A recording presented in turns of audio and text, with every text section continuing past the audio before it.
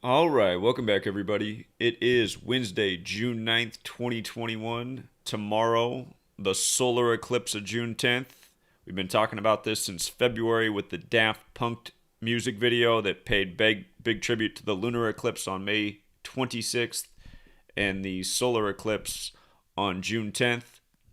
In case you forgot about that, if you haven't seen the Daft Punk epilogue retirement music video, there's a man dressed up in gold. There's a man dressed up in silver. In alchemy, gold represents the sun, silver represents the moon. In the music video, the silver man blows up. He explodes like into dust. And then the man in gold marches across the desert for the rest of the video towards the setting sun. And again, Daft Punk and Gematria equals 93. They say the sun's 93 million miles away. The group started in 93, and the music video came out 93 days before the lunar eclipse and 108 days before the solar eclipse tomorrow, June 10th. And remember, 108 is the number in your science book that says, or it's the number that supposedly makes eclipses possible. Because, again, they say the diameter of the sun is 108 Earths across, and from the Earth to the sun is the diameter of 108 suns side by side, and from the moon to the Earth is the diameter of the moon 108 times side by side. And remember, in gematria, which means geometry in language, geometry is 108, and this relates to the study of geometry. And with regards to baseball today, remember, Major League is 108. There's 108 double stitches on a baseball. And in the NFL, they make 108 game balls for Super Bowl Sunday, 54 balls for each team.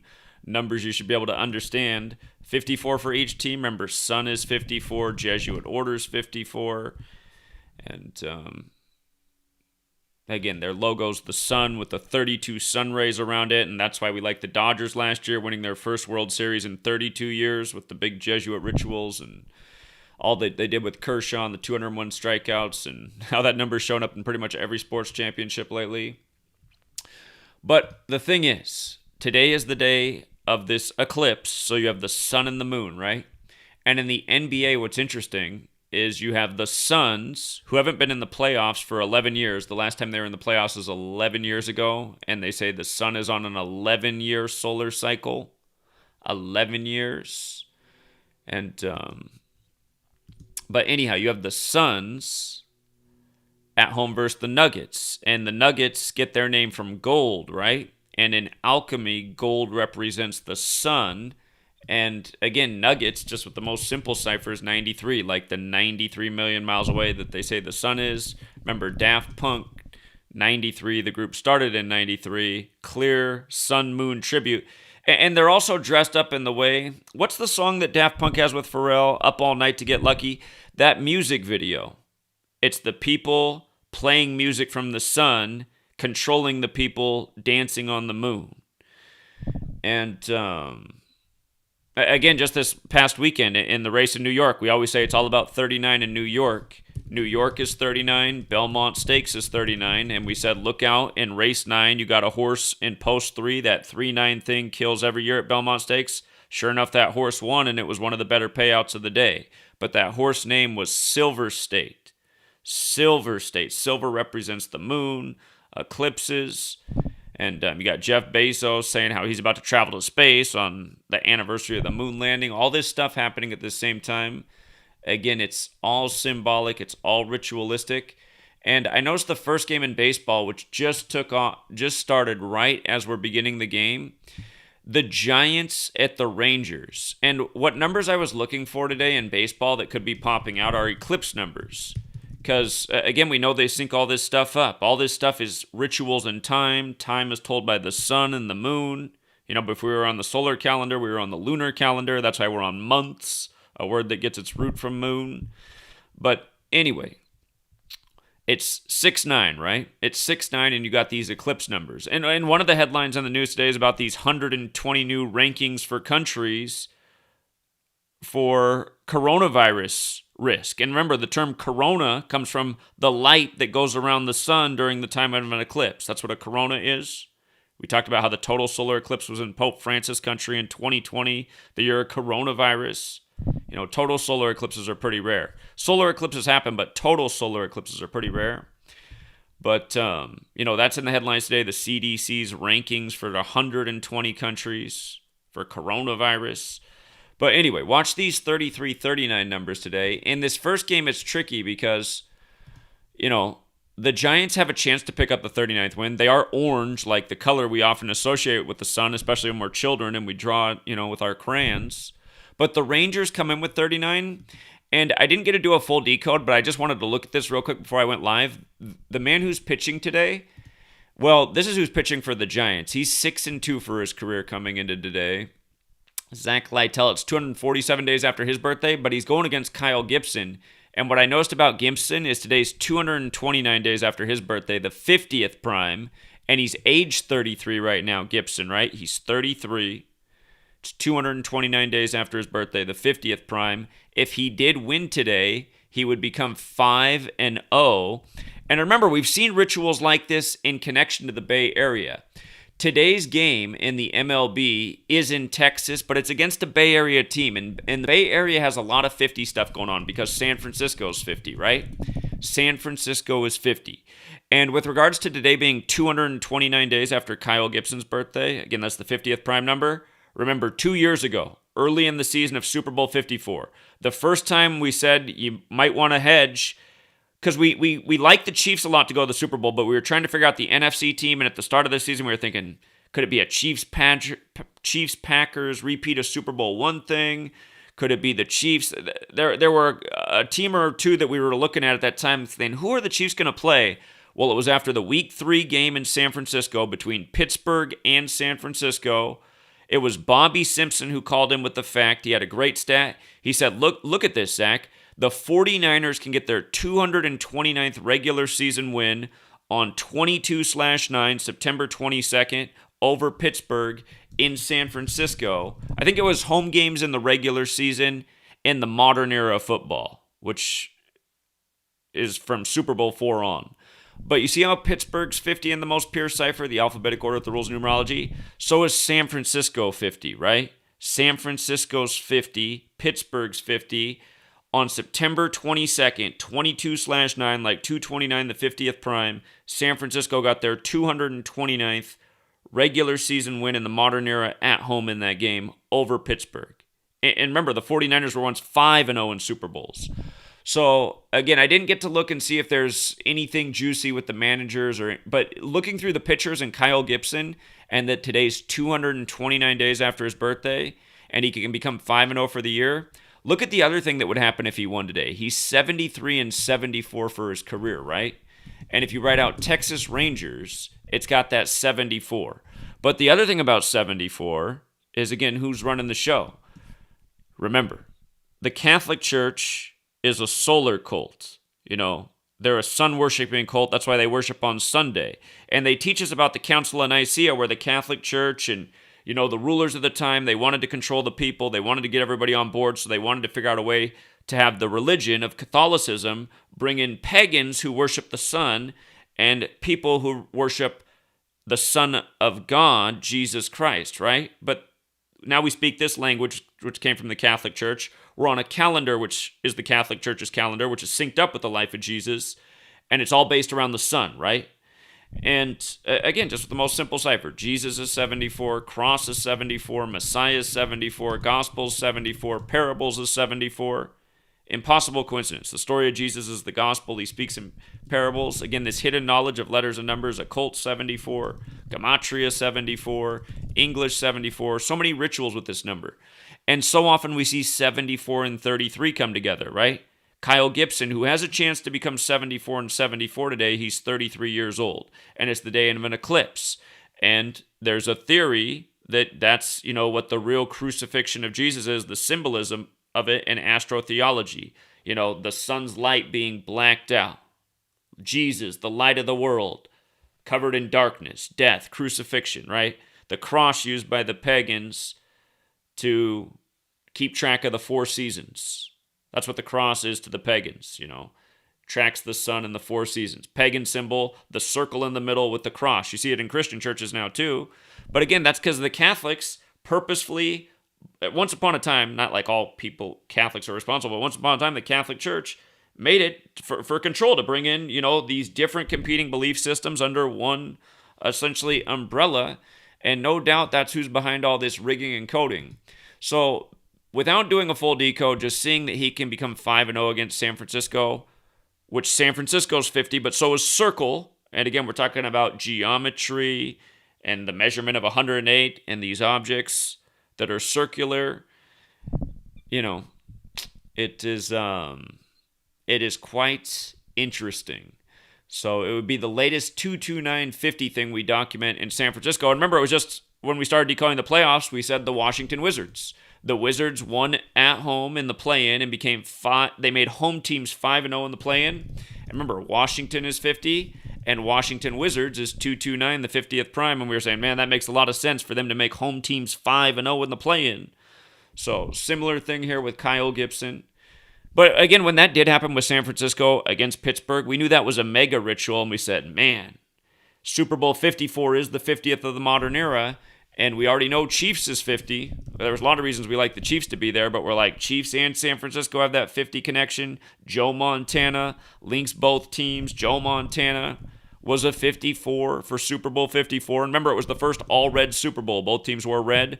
Red's 54, but it's also 27. And again, the AFC tied the NFC at 27 Super Bowls apiece. Last year, Brady won the NFC. It's 28, the 7th triangular, as he got his 7th ring right after Nick Saban got his 7th championship, winning by 28 points. But anyway, the Eclipse thing, the symbolism is here, right? There's only one game in the playoffs today, and it's the Suns, which couldn't be any more obvious. But the Nuggets, if you understand alchemy, also makes a lot of sense too, because they're named after gold, and gold is the sun. And see, there's so many people in the world that will get that because they know about alchemy, because alchemy is more common than gematria. So many people know about alchemy. It's not uncommon to go to a library or a bookstore, and there's books there about alchemy. Go into a bookstore or a library and say, hey, got any books on Gematria? Gematria? I'm not even sure how you say it. It's so rare, but it's out there. They'll be like, let me look. I don't know what, but everyone knows what alchemy is. But see, then the person who learns Gematria, then they go, whoa, look at that. Nuggets 93. Remember, crucifix is 93. God's son is 93. Nazareth is 93. The 930th chapter of the Bible is where the Christian section begins. Adam lives to 930. So anyway, I'm just trying to make the point. It's June 9th. It's the day before the eclipse. And speaking of which, what time does the eclipse take place at? That is something I know. Here, let's find out. Let's find out what time that takes place. What time does the solar eclipse of June 10th, 21 take place? And this will be time zone dependent. Okay. In Stockholm. Okay, let me see what time it is in Stockholm right now. What time is it in Stockholm? It is 8:24 p.m., so that means it's 9 hours ahead of me. So it's 9 hours ahead of me. And that time was...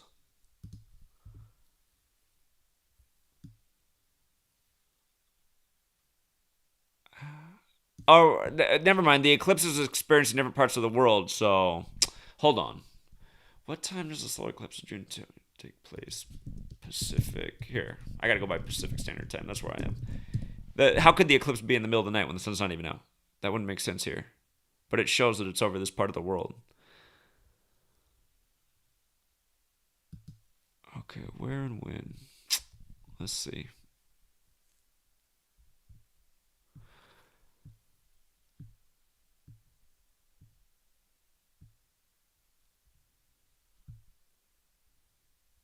Well, it does happen in the middle. So when it's happening, it is the middle of the night here. Okay.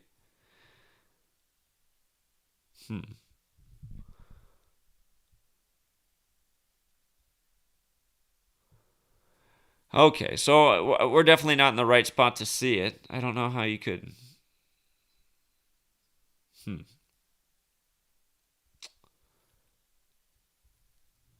Well, I guess that's how you see it. It'll be ending very early in the morning. So you could go up if you had if you get those, you won't be able to see, you can't see a partial eclipse unless you have the glasses that are made to look at the sun. But if you went up and looked at the sun early in the morning, that's when you would see the end of the partial eclipse. So you could catch the end of it. I guess because of the mathematics, they know it starts at that time and that's when it ends. But okay, so by the time game time start tomorrow, it will have occurred. So it's going to start hours after the games end this evening. That's just the kind of point I wanted to see. So these are the games that are played prior to the eclipse right here. And again, first game of the day, you got this orange team, right? And what's interesting is how the Giants could pick up the 39th win, but the Rangers could also stay on 39. So it's too bad that it's not just one there, but it's that Rangers pitcher who has that riddle. So if the Rangers in that pitch, if Kyle Gibson gets the win today, he'll be 74-74 for his career. Another number to look out for on Wednesday is 37. A number of teams are coming in with the 37 today. Athletics have a chance to pick up that 37th win. A lot of 37s on Wednesday. And Padres were our one disappointment yesterday. Yesterday, a pretty good day. We had the right lean on both basketball games. It looked better for Philly. It looked better for Utah through Donovan Mitchell. He closed out the game. In baseball, we like the Braves upsetting the Phillies and the over, so you could have hit on both those. We thought we'd see a basketball score with the Braves winning yesterday. We got a well, it was almost 8-5. It was 9-5 instead, which was fine because it was on the over. We just needed it on the over, and it was. So that Braves-Phillies game was a 2-for-2. The Cubs-Padres was the only thing that disappointed yesterday. And when the Padres did not win, I was like, man, I guess they kept them on 37 going into the Wednesday. But that game looked good. The Dodgers looked good yesterday. We said the Dodgers should drop the Pirates to that 36th loss to set up the Pirates getting their 37th loss on Wednesday against Los Angeles, the 37th city. So that's there. And, New York and Orioles are both 39 in the most pure cipher. Again, that's always been a hard number with both teams, Orioles and New York. And since today's the day of the eclipse, perhaps that's the day it hits, right? So that would make some sense. If the Mets gave the Orioles the 39th loss on this day of the eclipse, right before, hours before, that could, again, make some sense. The Mets would also pick up their 15th win, which is interesting because, again, Moon has the 15 and Lunar doesn't, but Moon does. Moon's part of the eclipse, right? So that's also interesting. I'm just looking at that for the league-wide theme. Because, again, when I look at the first baseball game today, the bright orange team, and then the basketball, it seems pretty obvious that this is the pattern of the day. And the Rockies come in on the 37 losses on Wednesday. The overlap number with these teams is 38 because Florida and Colorado have the 38, but they got more games in this series, so I'd have to look more in that one. But I don't see the Eclipse number and staying on the 37. Not as good as picking up.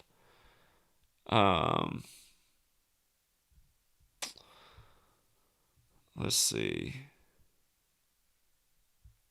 I don't see the Eclipse numbers there.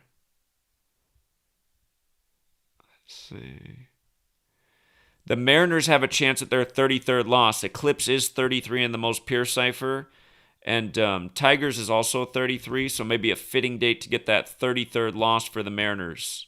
Again, I'm just trying to spot those Eclipse numbers. Notice the Nationals are on 33 losses and the Rays are on 39 wins. That's interesting. That is interesting. You know what that calls for? That calls for us looking at the pitchers. We will get to the basketball here in a minute, but I just want to skim all the possible Eclipse stuff. Patrick Corbin, Shane McClanahan. All right, let's see. I don't know that McClanahan guy. Corbin's been here for a minute. It's 325 days after his birthday. That's a big number with the Scottish Rite of Freemasonry, which has their big House of the Temple in D.C. where he is. His birthday is the 200... Well, in a leap year it is. July 19th. 200th day of the year. 75 wins, 73 losses. God, I don't know if that 74 is going to be a pattern today. That one's more of a stretch. His next win is 76, the Skull and Bones number. Definitely seen some Skull and Bones rituals with the Nationals. Um, but why today? Oh, what I was really looking for is to see if there'd be some Eclipse number there, but I'm not seeing that. All right, and then the other guy is Shane McClanahan. McClanahan. He's 2-1 this year. He's a new guy. Doesn't have a lot of history. So 42 days after his birthday, 43rd day of his age. If you use the rule with S, Eclipse is 42, but I'd rather just keep it in the more pure ciphers.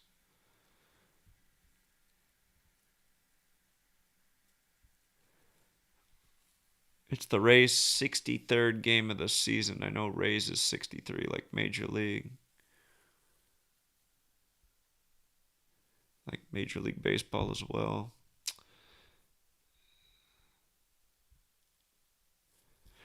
I'm looking for a secondary number that could make sense in this game. The only other number I see that really... Okay, there's two numbers, I suppose. 11, the Nationals are on 11 away wins. Sun equals 11, right? And then if the Nationals picked up the 19th away loss, Moon is 9. Well, Moon isn't 19 in Gematria, but the Moon is associated with 19 because of the 19-year cycles of the Moon. So,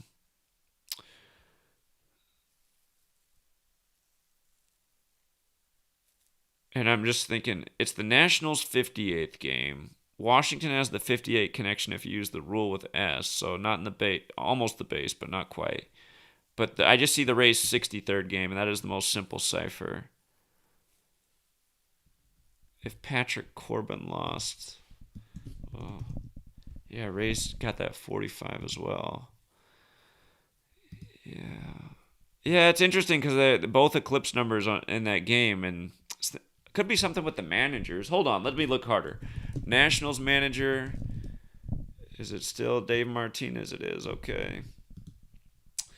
Dave Martinez had that huge Skull and Bones ritual right at the end of the regular season the year before they beat the Astros in the World Series. That's how we saw him over the Astros in Game 7 because the Astros had done some big Skull and Bones ritual earlier in the year. But hold on, where's Baseball Reference?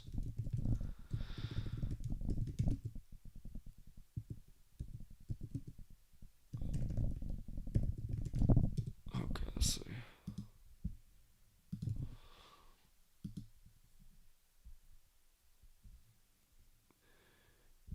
220. His next win is 226. That's interesting because of Jewish gematria. That's interesting.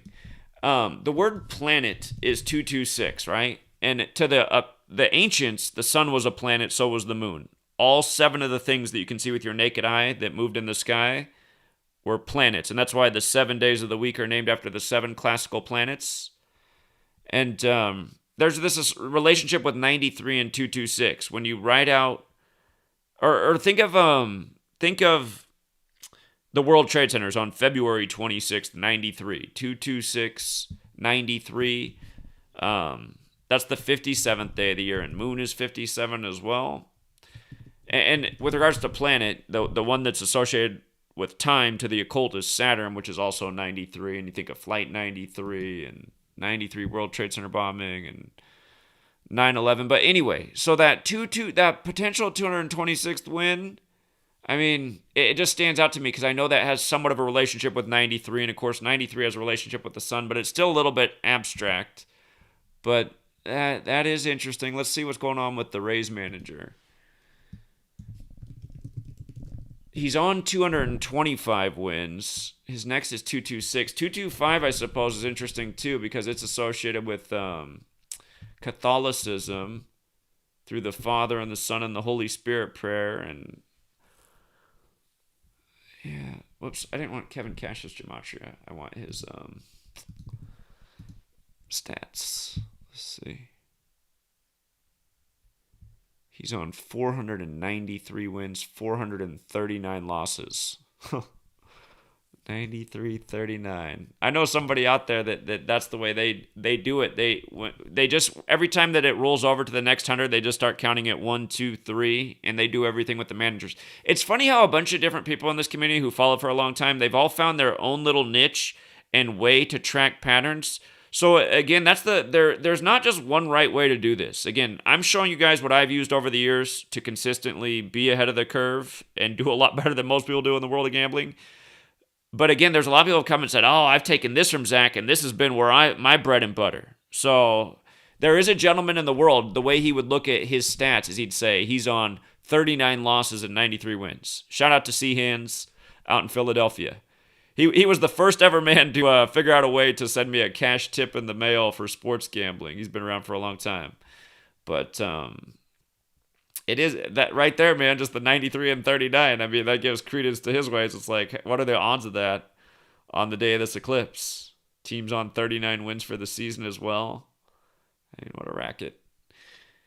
But hold on, let me see if either of those numbers are prime numbers. So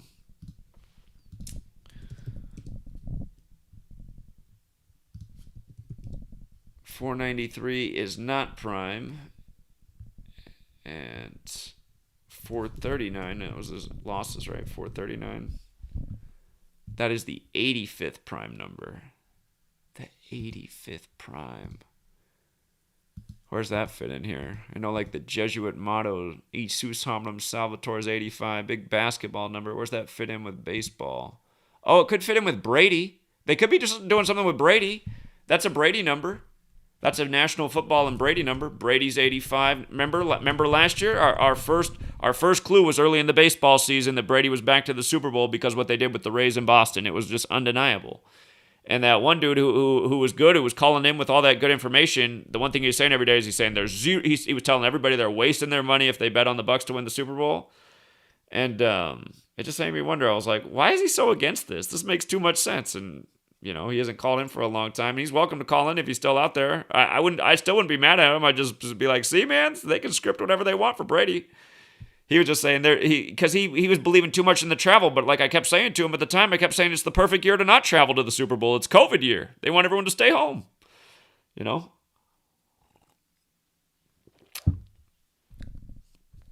What do you guys think about that? My niece made that for me. I realized my niece is super talented. She's a really good drawer and artist. I told her I was down there. I said, because she's, I said, not only do you need to go to college. I said, like you could probably drop out of school right now and start doing everything you're doing and just make money on Etsy.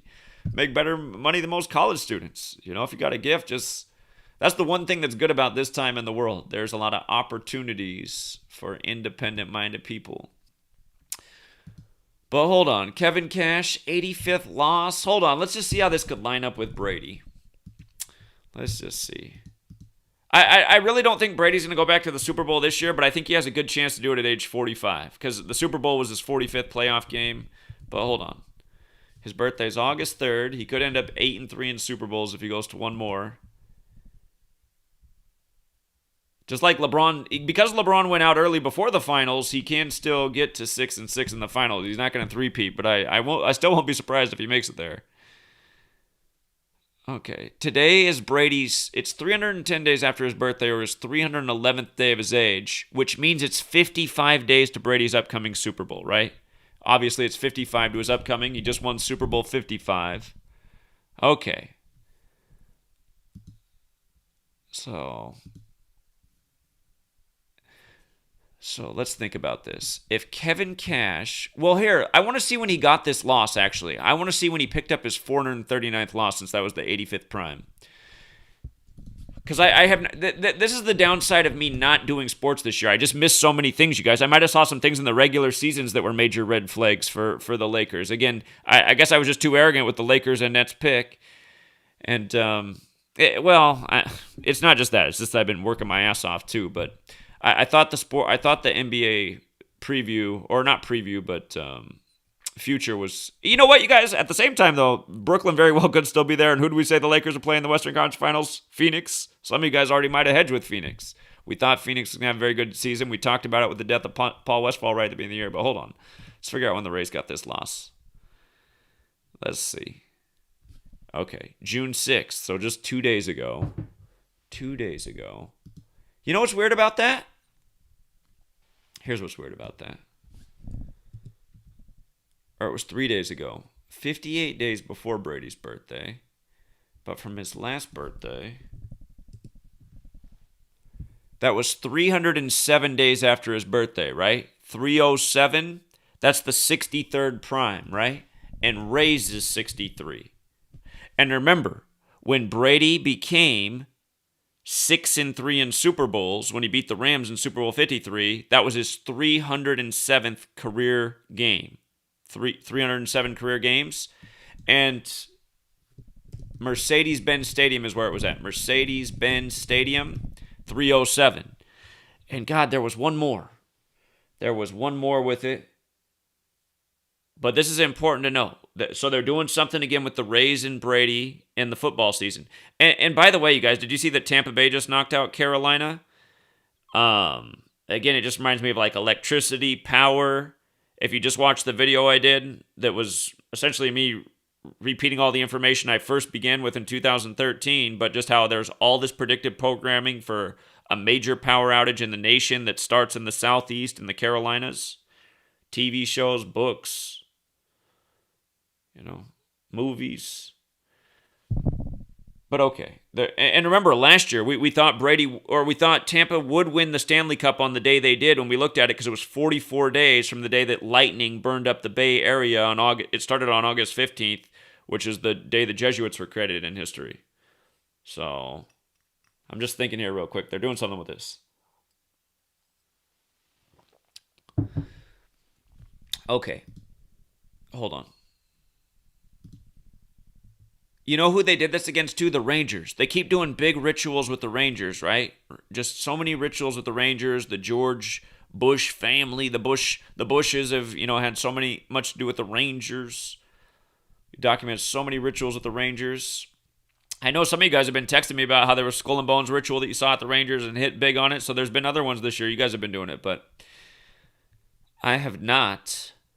But okay, this happened on 6/6 as well. NFL is 66 in Jewish Gematria. The first Super Bowl season was the 66th season. Arlington is who this was done against, right? Okay, I'm getting it more and more. Arlington is who this was done against. Who plays in Arlington? The Dallas Cowboys. Who opens the NFL season on Thursday? Thursday's named after Jupiter with the lightning. I'm getting it all now. It's all coming together more. But okay, the Rays and the Rangers is like Brady in the Bucks versus the Cowboys, September 9th, the day leaving 113 days left in the year. Okay, hold on, let's see. June 6th to, we're going to 9/9/2021. 6/6 to 9/9. That's an interesting date, isn't it? 95 days later. 95. That's another Jesuit number. Jesuits created to counter the 95 theses recognized by Rome on the day leaving 95 days left in the year. Remember what they did with the Yankees last year? Gerritt Cole recruited on the Yankees on his 95th day of his age. He signed with the Yankees. His first game with the Yankees was his 95th career win, and Fauci threw out the first pitch in Fauci's 95.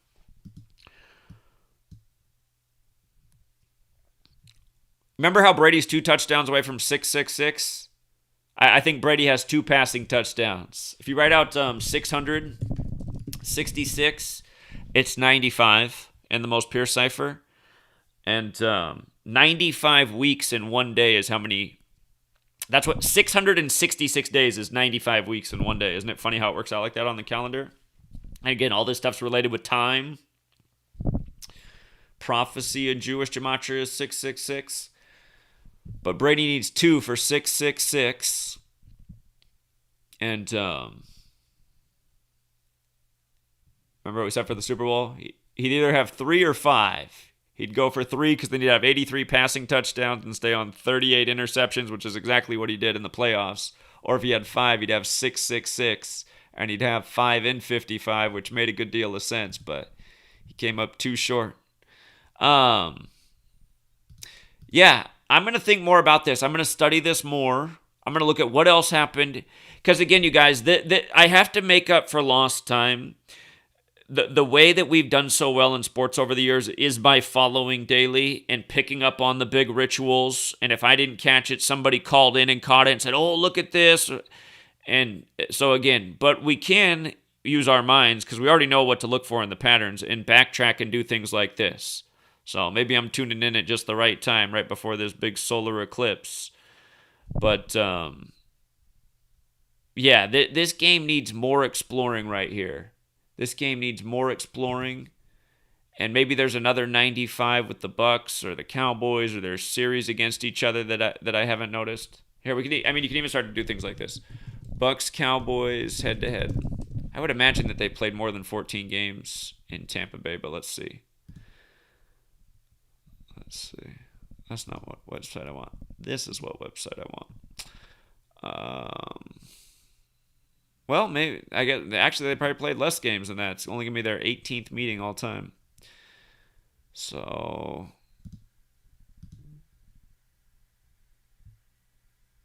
Tampa at Dallas. Wow.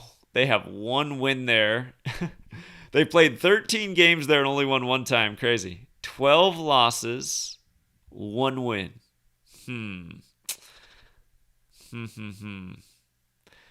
Yeah, there's two different. I already see two different ways to. I'm gonna have to do some research on that one. Well, we could get our answer about the Cowboys though, if the Cowboys really are going to be the team this year. I wanted to see him have a different quarterback, but maybe somehow they'll make Dak break out. But there's two things right on the surface. We know Super Bowl's 131, right? Super Bowl's 131. It's also 112, right? Like how they come in 1-12, and this is going to be the opening game that the team who wins the Super Bowl plays on their home field. And they did that every year except for the year of Super Bowl 54. For some reason, they did it different that year. And that was part of the reason that it looked like it was about the Chiefs, because they had the Chiefs start the season. It's like, wait a minute. Chiefs and Packers instead of the regular thing. But, because it should have been the Patriots out there. But anyway, Super Bowl, if Dallas won, they would be 13-1 versus the defending Super Bowl champions, right? They'd be 13-1. They'd get the 13th win, and symbolic because Dallas got the 13 in it. NFL's got the 13. Remember, Dallas got the 1-1-3 in it as well, and the game against the Bucks is September 9th, the day leaving 113 days left in the year. And Dak Prescott, if this is going to be his year, maybe this is why his brother and his mother both died in the 1-1-3 patterns. His mother died on November 3rd, and his brother died on April 23rd, the 113th day of the year. So both 1-1-3 dates. And there's more to that as well. They both died 97 days from his birthday, and death is 97, but yeah, so just being aware of this right here. So, okay. And we'll think that we got plenty of time to think about this, but I'm just getting these thoughts out there so you can explore it more. But that baseball game looks to be synced with this football game. And again, the one in Arlington, Texas. Where was it at?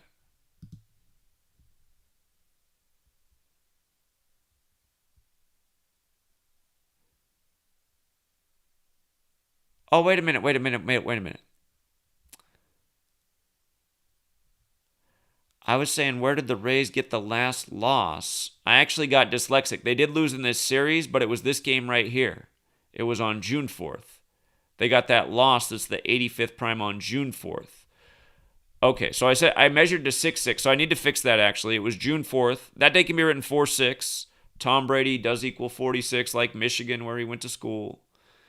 And Patriots with the S is 46. But hold on, let's get this right. Is Dallas, Texas 46? Oh, with the S's, Dallas, Texas is 46 as well. Arlington, Dallas. Okay, hold on. So June 4th, let's get this right. June 6th is when that series ended. So June 4th. 305 days from his 43rd birthday, and then to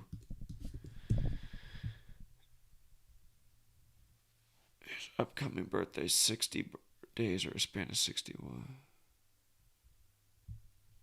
And what about from the Super Bowl, February 7th, 2021? 117 days. God. It's also a span of 118. Dallas, Texas is 118. Tom Brady's 118.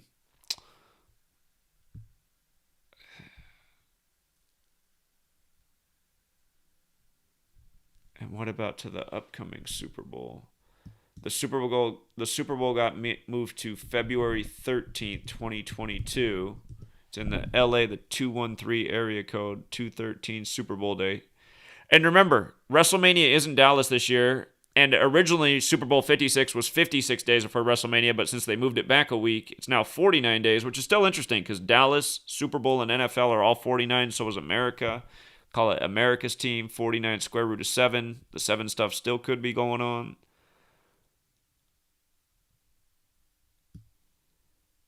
That game was 254 days before the Super Bowl. All I think of when I think of 254 is September 11th. That's the 254th day of the year. And, of course, 9/11 Patriot Act Patriots. But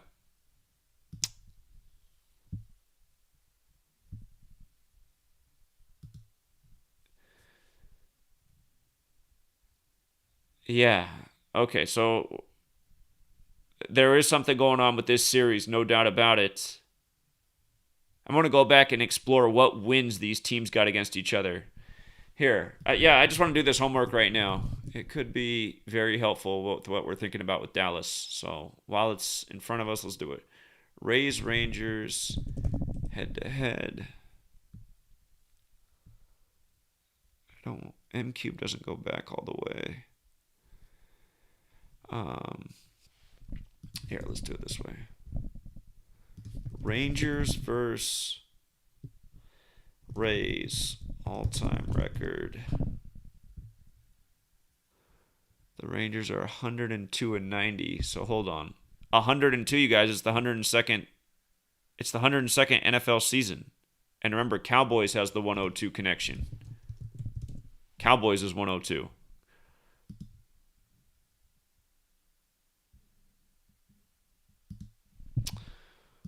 This is why we're thinking Dallas, it could be their year. And if you, for example, Canadians is 56, right? And again, I should have been, I talked about at the beginning of the year with the 56 game season. I said, really look for those 56 teams in the NHL. Canada hasn't won it since 93 with the Canadians 56. Keep watching what the Canadians do. If you see the Canadians win the Stanley Cup, even make it there. They don't even need to win it. But just if they make it to the Stanley Cup, that's a really good sign for the Cowboys. Because again, the Cowboys, 93 was their big year. So,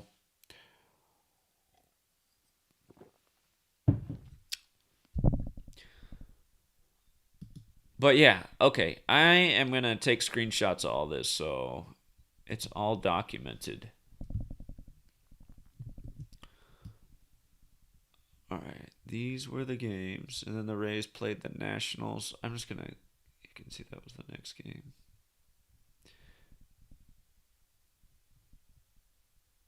Okay, I'm just going to take that screenshot. Isn't that interesting, though, that it's like that? I mean, that's exactly why I wanted to check, just in case that's what it did. I mean, what are the odds that they'd be on 102 wins? Here, that series ended June 6th. Okay, so it ended June 6th, which is 252 days before the Super Bowl, or a span of 253. I do find that interesting that the series ended like that, because that's the 22nd triangular number. There's 22 men on the football field. And if you write out the National Football League, it's also 253. So that series ended, and it ended with the Rangers on 102 wins versus the Rays. And again, last year we know that they synced up baseball with the Super Bowl. So why not do it this year? You know what I mean? Why not do it this year? I can't wait for opening. I can't wait for the opening day game. Hold on, let's see. I love this stat muse thing too. What What is Tom Brady's record in week 1? Let's see. 14-4. Man, it'd be a nice big fat Catholic tribute if he lost. 15-4 is the King James number. I don't know why that would happen after LeBron goes down, but Catholic 145, I could get why that would go down. Let's see, Dak Prescott.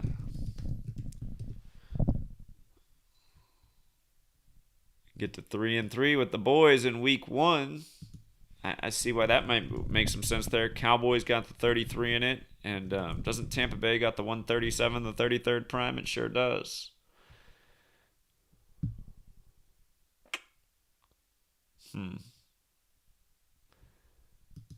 Yeah, well, I like StatMuse, and hold on, I gotta look at one more. This is what I love about it. What is Tom Brady's week 1 record away? He's not gonna be away though. What am I doing? He's gonna be at home. Come on, Zach.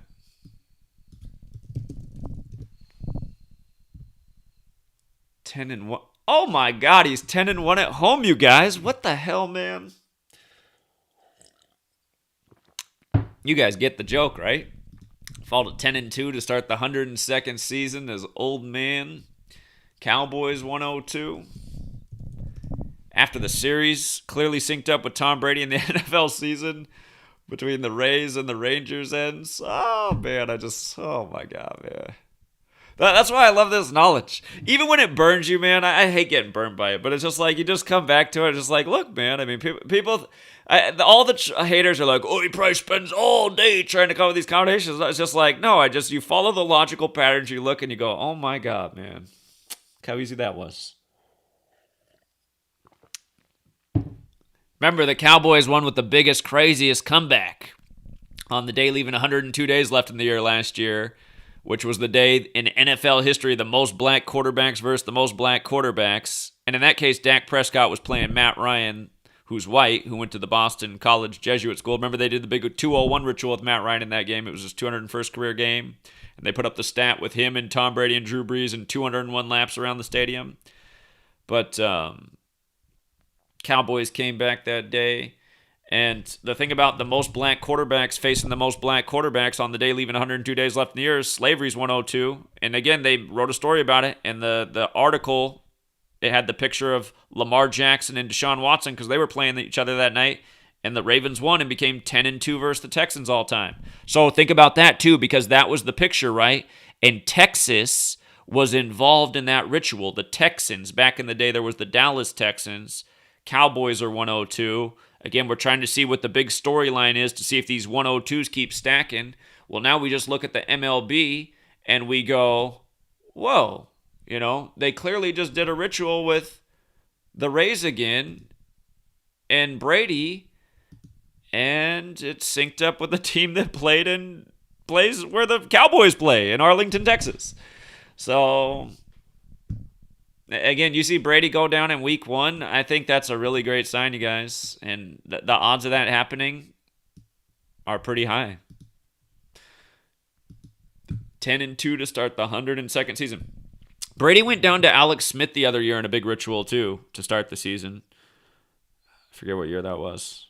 I think that was the year of Super Bowl 52, the year where he played the Eagles.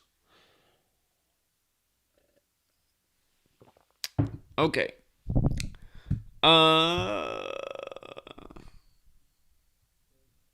Okay. Yeah, I think that... All right, so we're coming back to the baseball to see if we can spot any Eclipse stuff. Or Eclipse or Wednesday 37 stuff. Again, the Pirates, we talked about them losing yesterday to get that 37th loss today.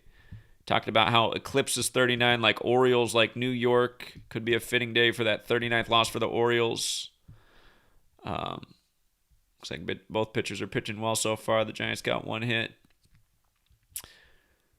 Okay, let's see. Here, just from the top down. Again, the Eclipse number was here in both games, but if you got here late, we looked at how the Rangers pitcher, it's 229 days after his birthday, the 50th prime. He's going against San Francisco, the 50 city, where we've seen the 229-50 rituals, and he can become 5-0 on the year. Plus, he'd become 74-74 for his career, and Texas Rangers is 74. But the one scare for the Giants would just be that they're orange like the sun and can get the 39th win, whereas the Rangers can stay on 39 losses. But still, that 229-50 thing, I've seen that in San Francisco. It comes together a lot in 50 rituals. And again, we're just trying to spot these Eclipse numbers or Wednesday 37s. Athletics can get the 37th win on a Wednesday. Wednesday 37 in the most pure cipher. Arizona does have the 39 connection through its Gematria like Eclipse. So, yeah, the 39 is just the one thing that can pop up in a few games here. Again, we talked about how the Braves should win yesterday as an underdog, and we like the over. Great game for us yesterday. It was really the best thing of the day. We had 2 bets on it, and they were the underdog, and it was a thing of beauty. Only had one thing that was wrong yesterday, but the Braves wasn't it.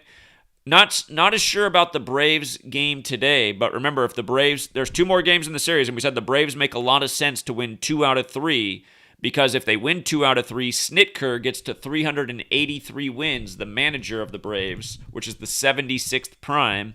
And in the time of this baseball series, you have the basketball series going on between Atlanta and Philly. Snitker picked up the W yesterday, so he needs 1 more. And remember, his next loss is 347, which is the 69th prime, and Atlanta's 69. So if he's on 383 wins, the 76th prime, you have this 76ers Atlanta series, 1 more loss, 347. You can look at this game more. Or here, I guess I'll just do it real quick. But again, the safe way to play this game is you could just sit out today. I think whoever wins today loses tomorrow, because the Braves, I'm expecting them to go 2-1. They already stole the first game. Now they just need to go 1-1 in the last 2 days. But let's see. Tucker Davidson, Zach Eflin. The overachiever's like, I don't want to sit out a game. I want to get all 3 games right. Tucker Davidson, it's 76 days after his March 25th birthday. Doesn't have a lot to go off of. And he's going against Eflin. Let's see, can Eflin get a number? Eflin. Ooh, Eflin can pick up his 39th career loss today. You see that? The Phillies, so if the Phillies go down today, they get the 39th loss. We were talking about that. Eclipse 39. We're looking for the Eclipse numbers. So there it is in that game. Eflin can get his 39th loss today. He'd also fall to 2-6. Kind of makes sense in Philadelphia. Philadelphia, the land of 101, the 26th prime. So remember all the 101-26 stuff with the Philadelphia Super Bowl? But there's your 39. Eflin can get his 39th career loss. What's interesting is the Phillies are favorites today. So the value would actually be with the Braves today. Yesterday the value was with the Phillies. Or I'm tripping, you guys. I'm tripping. Yesterday the value was with the Braves. Today the value... I'm dyslexic. Yesterday the value was with the Braves. And the Braves did upset and win. And they hit the over, which we thought made a lot of sense. Today... the value would be with the Braves again. The Phillies are the favorites, but that means if the Braves did win today as well and gave Eflin that 39th loss, again, you would get the value from the Braves. So there's value in the Braves again today. And here, again, to understand how this works, use the website vegasinsider.com and just click MLB and click scores. Come on, drop-down menu, get out of the way. All right, here, it's right there. MLB scores. I was trying to click in a different spot. I didn't realize it was right there. Yu Darvish is pitching today against his old team. That's interesting on the day of the eclipse. Hold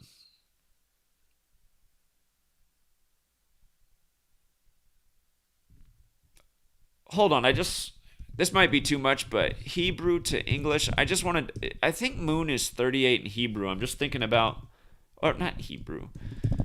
Here, Moon. Oh, whoops. I got to go the other way. English to Hebrew. Moon. All right. If you guys didn't know this about Gematria, if you go to the foreign ciphers, it's got the Hebrew. There's actually 14 common ciphers to decode the Hebrew language with. He's got like 4 on here. Reduction, the alphabetic order, and then what's considered the most common. But Moon does have the 38 when you just use the Hebrew alphabetic order. Okay. So, just wondering if that could matter on the day of the eclipse too. Getting into a different language there, but I'm going to pay attention. Eclipses, they happen. There's probably an eclipse in most sports seasons. If we start to pay attention to this and check in on things like this, just more to understand, more patterns to take advantage of, because this isn't really something I've ever focused on with sports. I don't know why, but I'm going to pay attention this time around. So let's see. 38 is the number, but I was coming up here. Oh, notice how Atlanta has the 903 by them today, too. Isn't that wild? Just kind of that sun number, that eclipse number. And Atlanta could upset today, and Eflin can get his 39th career loss. Man, something else. But okay, the way this game pays is what I want to show you. Is if you bet $100 on Atlanta, it would pay $120. If you bet $1 on the game, it would pay $1.20. So you make more than you have to bet. Philadelphia, if you want to bet on them today, you got to bet 130 to win 100, you see? You got to risk more than 100 to win 100. For Atlanta, you have to risk less than 100 to win more than 100. So again, that's why with this knowledge, it's always more fun to find value. There's a lot of people in the community that really only bet on value because they're just always trying to, if they're going to make the risk, they want to find where the goodwill is. But, I mean, everybody has their own different philosophy. So, anyhow, that's pretty interesting. And yesterday, the rotation number in basketball was great for us. Once we looked at that, I realized I can't sleep on the rotation number because once we saw that, my eyes just lit up. In the NBA yesterday, if you weren't here, in the NBA, we were looking at how there was all these 52s that stacked for Philly yesterday if they won. And then we said, look at that. Philadelphia's rotation number is 502. And we're talking about all this 52 stuff. Because yesterday, both Atlanta and Philadelphia became 5-2 in the postseason. It was on Doc Rivers' 239th day of his age, the 52nd prime. And then what was weird is the Clippers were also playing, who Rivers coached last year. And they could either get their 52nd win or Paul George could get his 52nd postseason loss, and Kawhi Leonard could fall to 23-9 in the postseason, like 239 the 52nd prime. And I thought that was probably the more likely 52 since Doc Rivers isn't there anymore. Plus, Donovan Mitchell had the great riddle to win, the exact same riddle he had against Memphis in the round before. So, and we talked about Philadelphia, Pennsylvania 118 yesterday, and they scored 118 points. I mean, just another day in the life of having the knowledge. But, Philly. And again, Donovan Mitchell became 10-3 against Utah yesterday. Now he can become 11-3 in the next game. Same thing he did to Memphis in the first two games he played against them. Utah Jazz 103, Utah Jazz 113. Only shocker was they didn't score 113 points. Okay.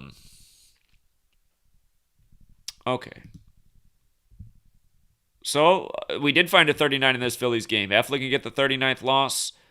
Eclipse 39. Pirates, like we said, again, could lose yesterday and today to get the 37th loss on a Wednesday versus LA. Makes some sense. Again, overlap number, New York and Orioles 39, Eclipse 39. Orioles can get that 39th team loss today. The Mets would get their 15th away win. Moon is 15. Seems like there might be something to that. And you'd look at this Rockies-Marlins game, you might find a surprise, but I see they don't even have the one pitcher there yet, so I'll tell you what, if the Rockies don't lose today, there's probably one more game in this series. Let me see something. They play tomorrow. They probably don't play Friday. Let's see. Okay, new series Friday. If the Rockies do not lose today, they probably get that 38th loss in the last game because both states equal 38. Colorado and Florida are both 38 in the most pure cipher. Usually, if two teams have a number in common, it's so often that they'll end the series on that number, whether it's in the win or loss column. So you can look more in today's and see if you can get an insight on both games. But, did they just add the pitcher? He wasn't there a second ago. Now he is, Braxton Garrett. I don't know either of these guys, so I'm almost 100% sure neither can. I'll just look, but I'm pretty sure no one can get the 39th because I think these guys are newer guys. I don't even know their names. Austin who? 11-8. 11-8. We know that 11-9 comes together a lot. And who's this other guy? Braxton Garrett. 1-1. Yeah, they don't have. I don't know. But I would not be surprised if the 38 overlap comes through. And Let's see here. I see my computer's overheating. Let me close some screens here. I need to look into this story. This was a weird story in the news yesterday. But I will close the tab for now. Okay.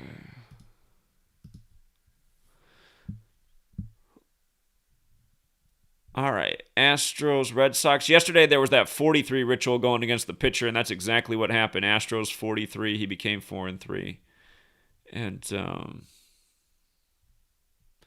again, just trying to spy some. Keep in mind, like, something to watch with the Brewers is, they're on 34 wins right now. If they did not win today, they'd stay on 34, and then that would set up the 35 Thursday ritual for them. And remember, last week, the games where the teams could pick up the 35th win, they picked them up on that Thursday. Those came through, the teams that could pick up the 35th win. The riddles that failed on Thursday with the 35s were teams that could pick up the 35th loss. And like I said, I was surprised that neither team picked up the 35th loss, but I said the patterns are always more consistent with picking up numbers with wins than with losses, and I think that's true in all of the pattern recognition categories that we go with. But still, the losses usually still come through at a better clip than not, so I think that was kind of an anomaly that neither 35th loss came through, but the wins both came through on last Thursday, so I'm just saying, if the Brewers do not win today, watch them tomorrow, because then tomorrow they'd have a shot at the 35th win on a Thursday. I do see the Reds are favored, and just because a team's a favorite doesn't mean they win, but favorites do win more often than not.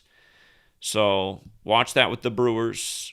We were talking about how the Mariners could get that 33rd loss because Eclipse is 33 in the most pure cipher. The Tigers would stay on 35 losses going into a Thursday. If the Nationals did lose today, it would set up the possibility they could get that 35th loss tomorrow, but this one was iffy because we saw something interesting with both managers. So, both teams are on an Eclipse number already, which is tough. The Yankees do have a chance at their 33rd win today, and the Twins can get the 37th loss. We mentioned this yesterday, that if the Twins lost yesterday and today, they'd get the 37th loss because Yankees is 37 and so is Wednesday. The 37 plays with the Yankees, not anywhere near as well as Los Angeles, because Los Angeles is 37 in the most pure cipher, but Yankees is 37 in the reverse reduction. But the fact that New York 33 and also 39 like Eclipse can get their 33rd win on this day, hours before the eclipse takes place, and give Minnesota their 37th loss on a Wednesday, that makes some sense. I also see the Twins would pick up the 19th home loss. I like how that factors in too, just because 19 is associated with the moon. So, not a bad riddle there with the Yankees. Let's see Gerritt Cole, since his ritual. Gerritt Cole, when he got that 95th win and after being signed on the 95th day and the Fauci first pitch, that was also synced with the Heliacal Rising of Sirius, which was what Rambo added onto it at the time. And when Rambo did that, I said that's going to make it into my book, and it did. But Gerritt Cole, let's see how many wins he's on since he's pitching on this day.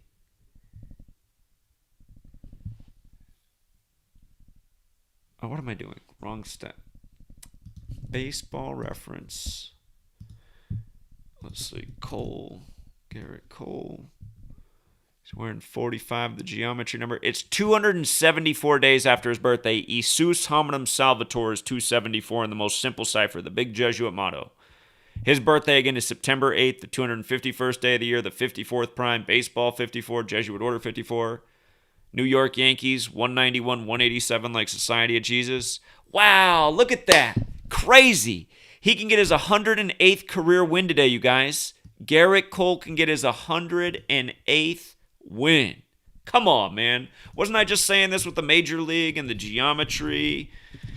Oh, my God. And the 108 game balls in Super Bowl. Major League 108. Geometry 108. 108 double stitches on a baseball. Remember, from the Daft Punk epilogue video to today's, it'll be tomorrow. The solar eclipse is 108 days. But again, he can get his 108th win the night before this eclipse, where they say that's the number that syncs up the ratio. I knew we had it to go. I knew if we just looked at the eclipse rituals today and how all this comes together, I just knew it was all going to come together. For anyone who thinks like I planned all this out, I did not. I just knew it would be this way, because this shit is scripted, man. They've made it harder, but they're still doing their thing, man. They're still doing their thing, and on a big day like a big old solar eclipse, gotta be. So, Gerritt Cole can get the 108th career win. Unreal. Unreal. Because the heliacal was he got when he got that 95th career win, it was the heliacal rising of Sirius, is what Rambo pointed out when he did that, and Sirius is 95. So you see, that was synced up with that astrological event. Now he can get the 108th win when 108 is the number that brings eclipses together, as we already explained. Sorry if you weren't here in that part of the stream. You need to read my books. You need to watch my videos more often because I say the same shit over and over. I've explained the thing about 108 and eclipses 1,000 times over the last 7 years. But, yeah, Yankees. My dad's going to be a happy camper tonight, I'm pretty sure. It's funny that that's the Yankees. Okay, this is also something we got to watch out for. The caller made the observation about the Yankees being in the World Series every 20 years. Here, let's check that out. I still haven't confirmed that.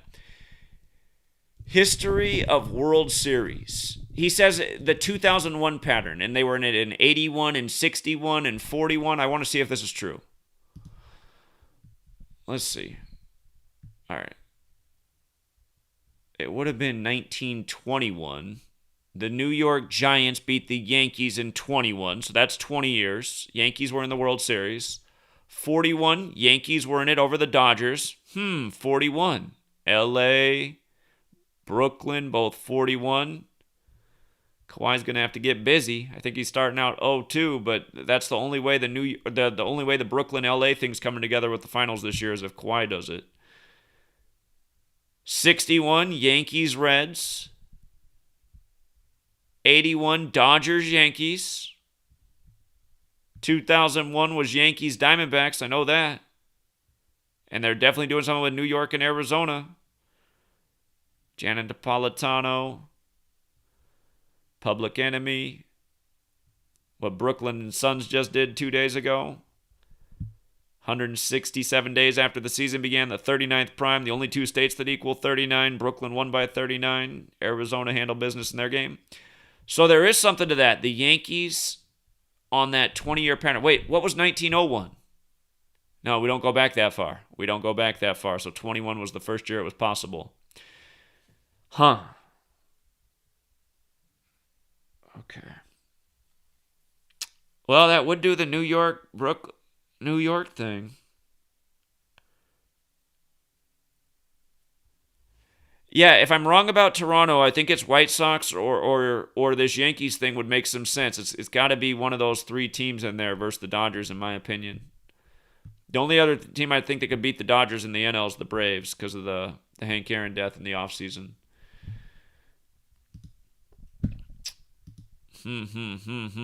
But yeah, man, Gerritt Cole with the 108th win, Yankees with the 33rd win, 37th loss right here, 19 fits in there, checking boxes. You know what else? Something else to think about? We'll talk more. We haven't even gotten to the NBA game yet. Solar eclipse on the most pure cipher is 53, the 16th prime. You see how it's also 73? Gerritt Cole with a win is 7-3 for the year. They'd get their 16th away win, 53 the 16th prime. All right, Blue Jays, White Sox. White Sox next win is 38. They're on the 23 losses right now. That's a Blue Jays number. It could be something with the... Let me see Lance Lynn's stats real quick. Wasn't he on the Rangers not long ago? Where was Lance Lynn at? He wasn't on the White Sox. St. Louis, yeah, he was on the Rangers. 111 and 72. 112 is mathematics. 73's solar eclipse. He has 39 wins in the AL right now. White Sox is 39. He could stay on those 39 wins in the AL. I don't like staying on numbers, though. They'd stay on the 37 wins on a Wednesday as well. If the Blue Jays won, they'd get the 18th away win. IHS and Sun are 18. I'm not crazy. Here, what's this guy? I don't know this Manoah guy. Manoah.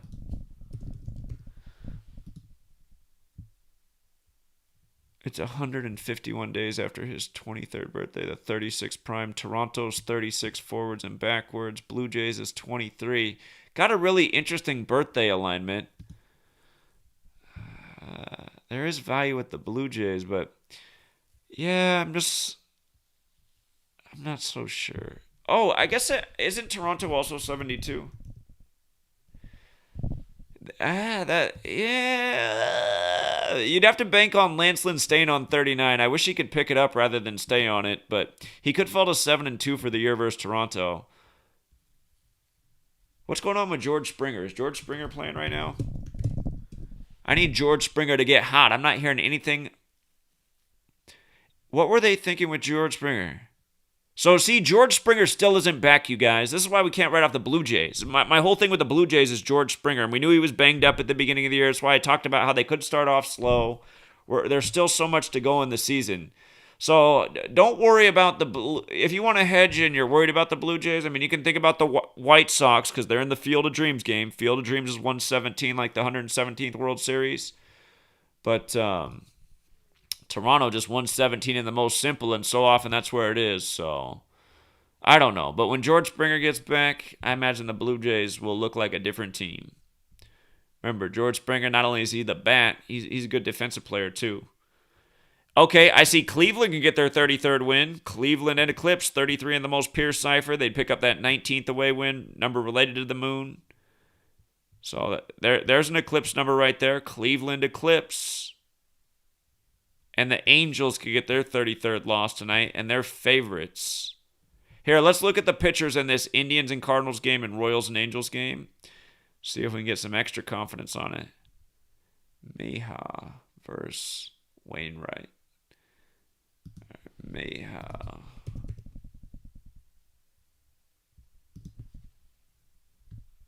There he is. Yeah, he's a new guy. I didn't recognize him. So not a lot to go off of. It is 287 days after his birthday. Reminds me how LeBron won the finals 287 days after his birthday. Khabib's dad died 287 days after his birthday. That means it's 78 days to his upcoming birthday. Okay, I don't have enough to go off there for him, but I still see that 33rd win. You know what? One start, though. 8 innings pitched, 3 hits, 0 earned ones. I mean, talk about a debut. Who the hell is this guy? Man, that's a game right there. Especially in the new day and age when they don't even let you pitch. Giancarlos Meja. Okay. Might be Mehi. I might be messing up his name. He's got the 38 kind of like Moon. All right, and then he's going against Wainwright. Let's see. Come on, Wainwright. Give me a number. Give me a number. Wainwright's 39 right now. It's 283 days after his birthday, the 61st prime. He's from Brunswick, Georgia. The Ahmaud Arbery story killing. He's on 170 wins. His next win is 171, which is the 18th triangular number. Sun is 18. IHS is 18. His next loss is 104. But you know what? Did I see that Solar Eclipse is 170? No, I did not. I don't know why I thought I saw that. Okay. He's 39. He's the magic age. Could Wainwright, the veteran with the magic age, overcome the Indians picking up the 33rd? Well, Wainwright, his win total and his age worry me a little bit, but that 33 still is there, which is Eclipse in the most pure cipher, and so is Cleveland. Here, let's look at the Royals and Angels game. Keller versus Canning. These guys got some games under their belt. Let's see. Brad Keller, 317 days after his birthday, the 66th prime.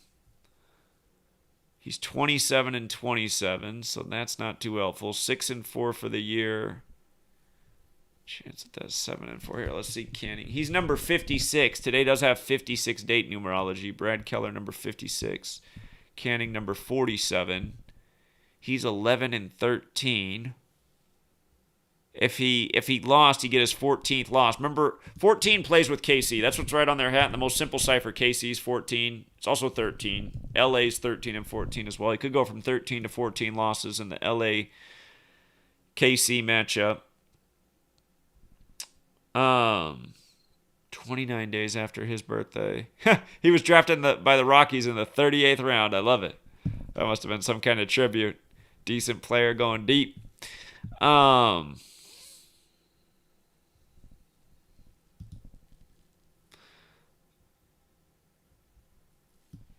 Yeah, the 33 is the thing that's still sticking out the most. Win patterns are better than loss patterns. Anaheim's another 33 in the most pure cipher where the game's at. But okay, let's take it from top to bottom. Again, we're going to wait and see here if the Rangers pitcher wins. It's 229 days after his birthday, the 50th prime. If he wins, he's 5-0 over San Francisco 50, where we've seen 229 and 50 hit in a big way. Again, Athletics can pick up that 37th win on a Wednesday, where 37 plays. Padres, Yu Darvish. Last night, the Cubs beat the Padres 7-1. If Yu Darvish wins today, he's 7-1. Catholic 71. Padres is Catholic. Father. Let me see what Yu Darvish stats are right now. He used to play for the Cubs too, so you can check out. It's 297 days before his birthday. It means it's 68 days before his birthday. Mathematics 68. He's on 77 wins, 57 losses. Moon is 57. Next win would be 78. 25 and 18 in the NL. Well, I would think his stuff would be more interesting. Unless I'm just not seeing it. Because he's going against his former team.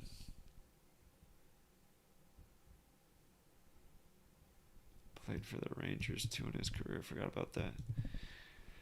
Yu Darvish. He's got the 46. All right, let's see. Let's try this. Yu Darvish record versus Cubs. 0-1 versus the Cubs. What was his record with his new team? Yeah, you can get to 7-1.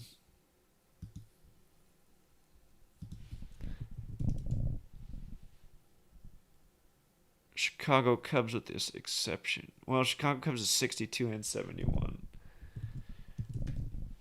I was reminded, the only thing that went wrong for what we put out yesterday was the Padres game, and when that happened, I was reminded that I hate the Padres. I probably should just stay away from that team. But okay, we saw that if, again, I'm just going over this one more time with the Eclipse stuff. Giants have taken the lead on the Rangers, middle of the game. So Gibson gives up a run. We'll see. His team's going to have to put up some runs for him if he's going to get the W. But okay, if Eflin loses, 39th loss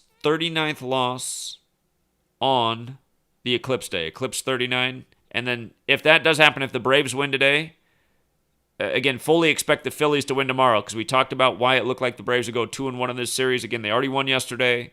If they win today, get the second win, then they should lose tomorrow. And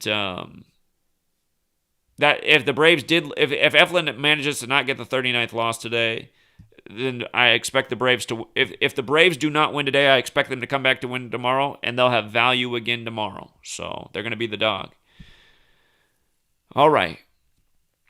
Dodgers, well, as I say that, let me double check that is true.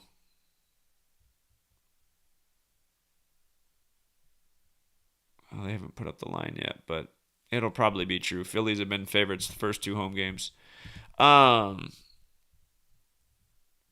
Okay, and then again, Pirates can pick up the 37th loss today. Again, yesterday we thought the Dodgers would win to set up this up so that the Pirates could get the 37th loss. Los Angeles Wednesday 37, Eclipse 39, so is Orioles, so is New York. They can get the 39th loss. Matt Harvey can fall to 3-7 on a Wednesday. Rockies, Marlins, nothing clear there. Didn't do the full homework on the Astros Red Sox game, but I was looking for anything with the eclipse on the surface. I'm not sure the 38 moon Hebrew thing matters. I don't want to get too deep with it. Again, we're watching to see if the Brewers lose today, because if they do, good chance to pick up that 35th win on a Thursday, where a lot of teams get the 35 on a Thursday. And if the Mariners go down today, again, they would get their 33rd loss. Eclipse 33, Tigers 33. Tigers would stay on the 35 losses going into Thursday. Nationals and Rays. It's hard because they're both on the Eclipse number, but by looking into that, we learned something about what they're doing with this NFL season. And Yankees, I love Gerritt Cole getting the 108th win today, man. Out of all the best Eclipse rituals I've seen today, this is the best one. Gerritt Cole gets the 108th win. The number associated with eclipses, he becomes 7-3. Solar Eclipse 73. They get their 33rd win. New York 33. Eclipse 33. Twins get the 37th loss. Yankees 37. Wednesday 37. A lot there. And we did see that if Lance Lynn and the White Sox got upset where there'd be some value, he would stay on 39 wins versus the AL. Again, staying always a bit iffy. They'd also stay on 37 wins on a Wednesday. We did see that the pitcher, he's a new guy. It's 151 days after his 23rd birthday. Blue Jays 23, 151, the 36th prime. Toronto's 36 and forwards and backwards. Plus their Toronto's establishment date's also March 6th. But then there's also two more Eclipse numbers that can get picked up. The Indians can get the 33rd win, possibly over 39-year-old Wainwright. And it's iffy, though. Wainwright had a number that could kind of make sense if he got the W, so a little bit iffier there. If the Angels, who are favorites, go down tonight, they'd get their 33rd loss on the eve of the Eclipse. The one thing is, again, win patterns are better than loss patterns, so remember that. And the one other thing that is possible with this Eclipse ritual is it technically takes place early tomorrow. So tonight's games are just before the Eclipse. Tomorrow's games are just after the Eclipse. So it's possible that some of these Eclipse rituals go through tonight, and maybe the ones that don't come through tonight, they hit tomorrow, which is the actual day of the Eclipse. So you can formulate a strategy based on that. And again, you cannot be greedy and just take the rituals that look the best today. So just to make sure, Mets and Orioles, do they play tomorrow? The Mets and Orioles do not play tomorrow. So some of these, Thursday there's less games. So the Mets and Orioles do not play tomorrow. So that Eclipse thing would have to happen today. So that also makes good sense. Giants took a 2-run lead. Uh-oh. Come on, Gibson. Yeah, if Gibson loses, remember, the Giants will pick up the 39th win, the Eclipse number, bright orange team. So, I mean, that was the one risk. But, man, Gibson had that 229.50 thing, so we'll see.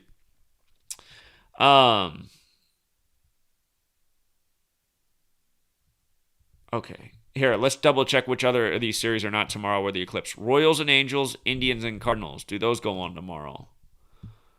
Royals, Angels. Nope. So those don't go on tomorrow. So those are out. All right, so those would have to be today if it's going to hit the Eclipse number, the 33. And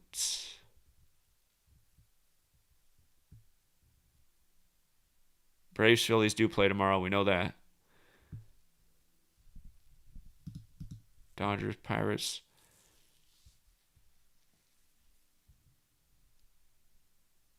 You know what would annoy me about the Dodgers, Pirates? I'm pretty sure the 37 thing's going to happen. What would annoy me, though, is if the Dodgers didn't win and missed out on the value and they stayed on 35 going into Thursday. If that happened, that would suck because the Dodgers would win the next game and give the Pirates the 37th loss. Pretty much everybody picks up a 37 against Los Angeles when they play them when it's possible. That's just the one other thing I thought about with the Dodgers and Pirates. But 37s on Wednesdays are normally good. So, see if the Rangers bats can get going.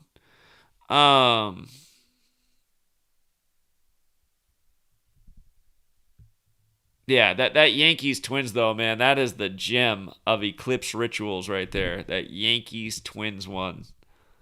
And they do play one more tomorrow. Minnesota's 2 losses from 38. Minnesota number.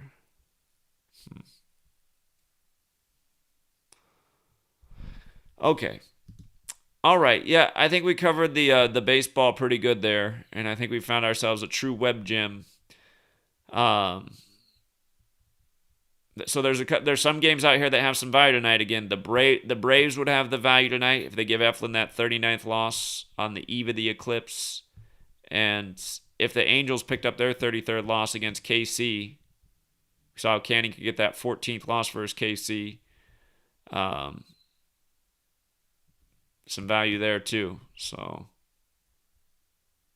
if Lance Lynn stayed on 39 wins, again, that's the staying rather than picking up. But if he stayed on the 39, that would be value. But yeah, the Blue Jays winning days are waiting for Springer. Okay. And if you guys did get here late, I'm going to have to do a post on what we discovered about Brady and the Rays again in this season in light of who they play, the Cowboys, to open the season. So with that said, let's talk about today's NBA game. Again, on the day of the Eclipse, we got the Suns and the Nuggets. Suns haven't been in the playoffs for 11 years. The Sun has 11-year solar cycle. Remember, Nuggets are related to gold. The Sun is gold in alchemy. Nuggets equals 93, like the Sun 93 million miles away. So we have one game in the playoffs today, and total Sun symbolism.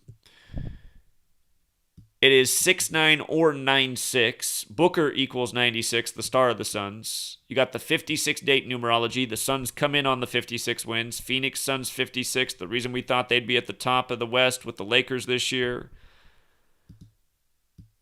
I just even remember in Series 1, when the Lakers went up 2-1, that game I was feeling so good about because that day they mentioned they're like, Anthony Davis and LeBron missed 56 games this year. And then as the Lakers put away the game, they paused it on 5.6 seconds. Turned out all that shit was really about the Suns. But 56-20, 36-15 is the date numerology. And it's the 160th day of the year, leaving 205 remaining. It's the 169 days after the season began, square root 13, or the 170th day of the season. Home teams are 27-22 for the playoffs. You know what I need to think about? Is tomorrow's games.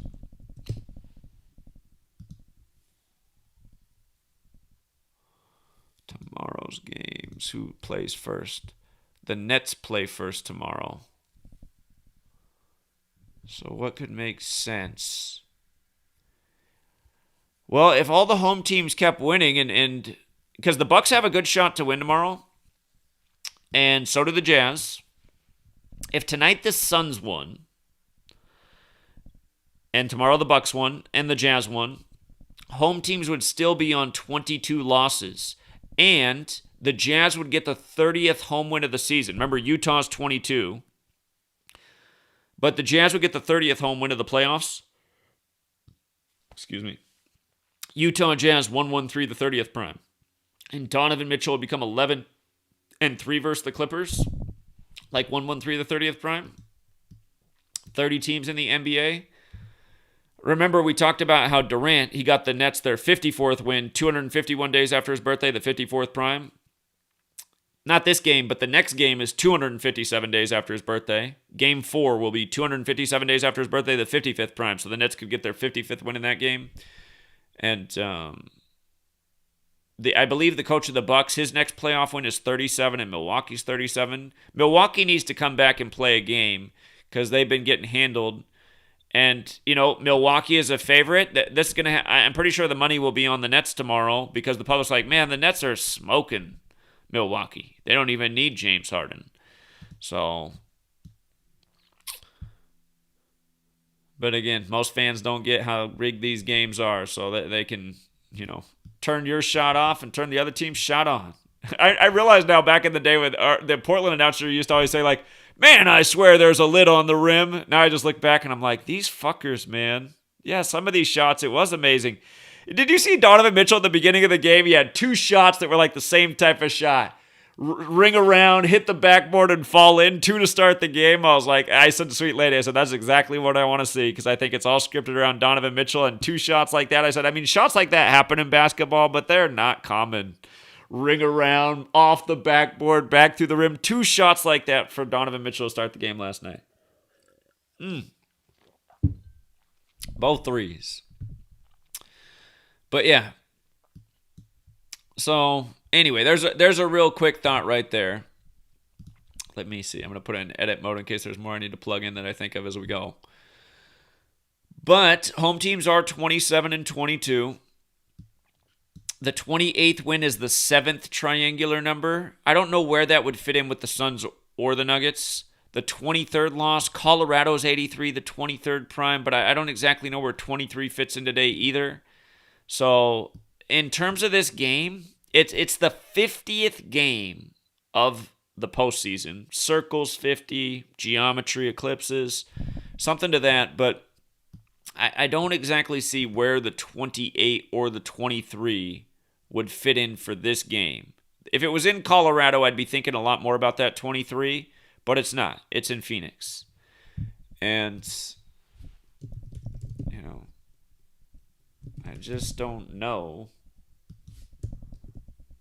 where the 28... Well, okay. Maybe I should think more about my S exception. My S exception, Suns is 28, if I use the rule with S. So, Suns could get the 28th home win.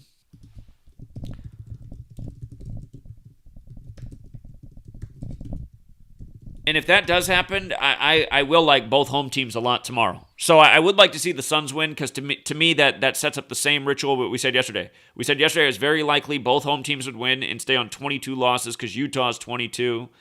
And when we saw, that was the other thing. If you guys weren't here for the end of the stream yesterday when we got to the Phillies and Braves game, we saw that if the Braves won yesterday, they'd be 5-5 versus the Phillies for the year on the 55 date numerology when 76ers is 55. So that also made sense, and that's why we said it would make a lot of sense if there was a basketball score today. And I thought the score might be 8-5 because it was Embiid's 85th day of his age and basketball's 85. Instead, it ended up being 9-5, so it's not like I was far off. But that was on the over, so I thought it was very likely the score was going to be that. And if you noticed yesterday, Embiid put in the 85th point of the game. He took the free throw line with 84.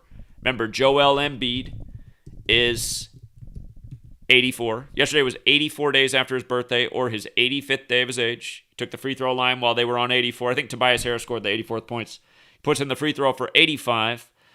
And then at the end of the game, he went to the bench with a Philly record of 40 points scored. And when you write out 40, it's 84. And again, I've always talked about this because U.S. is 40. United States in the most pure cipher is 40. United States of America is 84 in the most pure cipher. Because back in the day, I didn't even know these ciphers on the right. So I always saw that with the left. I was like, wow, U.S., United States. And then the other thing I learned was Old Testament's 40, right? And in Jewish gematria, United States of America is 929 in Jewish gematria. That's how many chapters are in the Old Testament. And again, they're doing all this stuff by all these old Babylonian, in a lot of ways, Jewish practices. Is like all this stuff is Jewish mysticism for the most part that we're talking about. But again, it's been become a craft of the Jesuits who run the show. So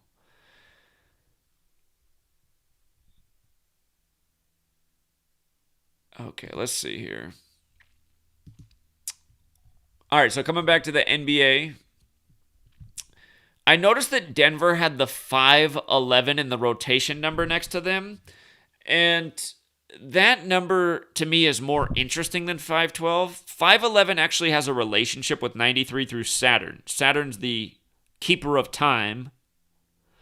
Saturn's 511 in Jewish gematria, and 93 with the most simple cipher. I actually wish that number was next to Phoenix today, the 511. That's the one thing that bothers me, actually, about the Suns today is just that rotation number. But 511, I don't know if it really fits in with an eclipse. I could be overthinking right there. And the one thing, if Denver did win today, the biggest concern is both teams would become 5-3, and solar eclipse is 53 in the most pure cipher, right? These teams play the day before and the day after the eclipse. So If they're both 5-3, I get the joke. If Denver did win, they'd also become 3-2 away, and Suns would fall to 3-2 at home, and Denver is 32 in the most pure cipher. You got the 32 Sun Rays on the Jesuit logo. So, I mean, I can make an argument for Denver here. That said, if the Suns win, they come in with the 56 wins on the 56 date numerology as the one true 56 team. If they win today, they get their 57th win, right? And moon is 57. Now, to me, that makes a lot of sense because the moon eclipses the sun, right? So I'm like, the Suns get the 57th win right before the eclipse of the moon and the sun. You know, the solar eclipse, and this is what I hate. I hate that so often when we're decoding, just the scenarios are this tight. It's like, what are the odds of it being this tight? I mean, how is this even possible?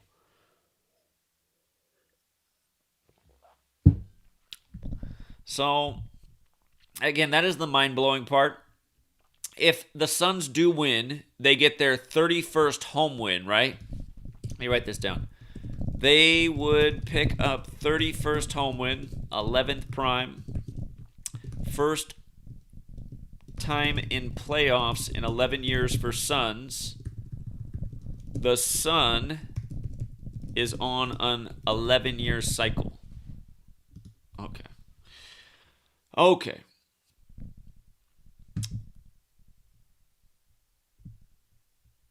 Solar eclipse is also 73 like Suns, and the Suns right now are 7-3 versus Denver in the playoffs. We thought they'd get to 7-3 all time versus Denver in the first game, which made so much sense. They came in 6-3, now they're 7-3. Keep in mind, if the Suns start off 3-0, they would be 9-3 versus the Nuggets in the playoffs.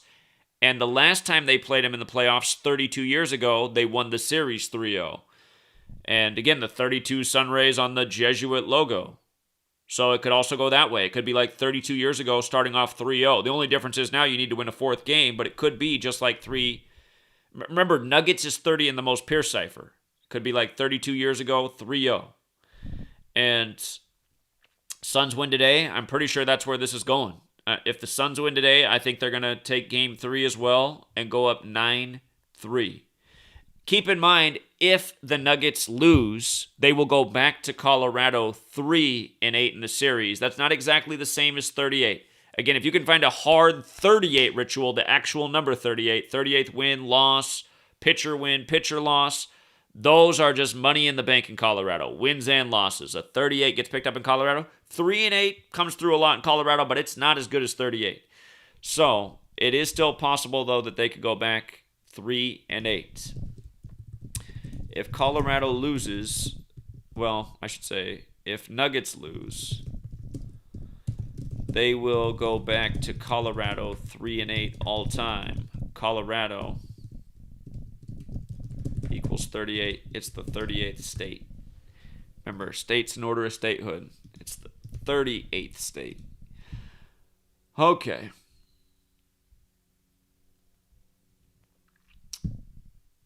The Suns right now are 105-87 all time against Denver.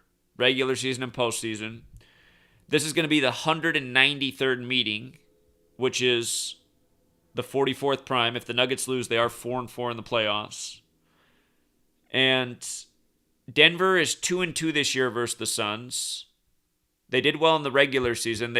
I think they were the only team that won their series against the Suns this year. 2-1. Denver led in the regular season, but now they lost game 1. They're 2-2. So, what's tricky about this is the Suns are now 1-2 at home versus Denver for the year, but 1-0 in the playoffs. If they won both, the Suns, they would become 3-2 against Denver, and it'd be like 32 years earlier, which is possible. Or you could look at it from Denver's perspective, and they could, if they split the, if they split the, or I guess if Denver won today, they'd be 3-2. So it's unclear looking at it through that stat point. Booker, if he did win his next 2 games at home against the Nuggets for his career, he'd become 4-6 at home. Remember, Phoenix is 46. They just stopped LeBron at 4-6 in finals in the time of the 46th president. And remember, Arizona going for Biden and Michigan going for Biden were two of the bigger stories this year. Michigan's also 46 land. DeAndre Ayton, today's his 322nd day of his age, that infamous number 322. It is 44 days before his upcoming birthday. Denver could fall to 4-4. And it really does largely depend on him because Jokic is the thing you got to stop, and he's the man to stop him.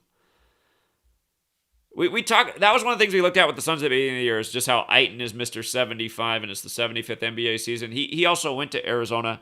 You know what? I want to look at when Lute Olson died again. Lute Olson, the coach of Arizona, he died recently, just like Paul Westphal died at the start of the year. He died August 27th, 2020. August 27th. That's the day leaving 126 days left in the year. Normally the 230th and 240th day of the year. Here, I must have done a post on when he died. Let me see. Lute.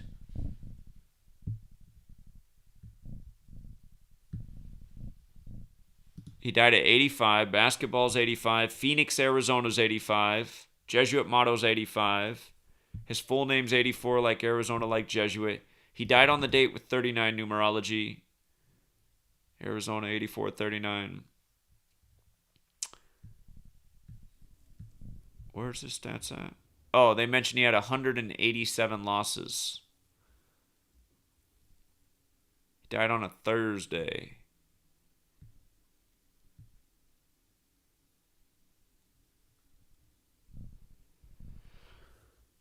Okay.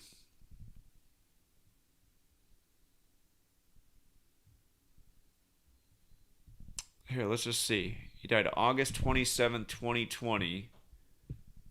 He was born September 22nd. August 27, 2020. Here, let's just see about the finals. That's 315 days after his death, 45 weeks. Suns is 45, isn't it? Or I'm thinking of the Jazz, actually. Jazz is 45. Phoenix Suns. I'm thinking Donovan Mitchell and the Jazz. Be a span at 316 days. Jesus Christ is 316 in Jewish gematria, like John 3:16. This series began on June 7th. Let's just see. 284 days.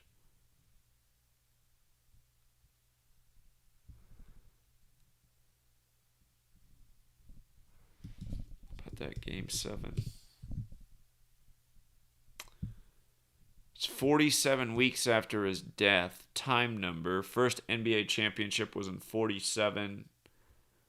Suns time. The tropics at 47 degrees. The Suns arena equals 203, right? Phoenix Suns arena, like that game 7's on the 203rd day of the year. Yeah, 203 in the most simple. Look at that. It's also 229, like how Lute Olson's birthday. You know what? That's a trip. His birthday's September 22nd, and he died at 85. And Phoenix, Arizona is also 85, like basketball. Okay.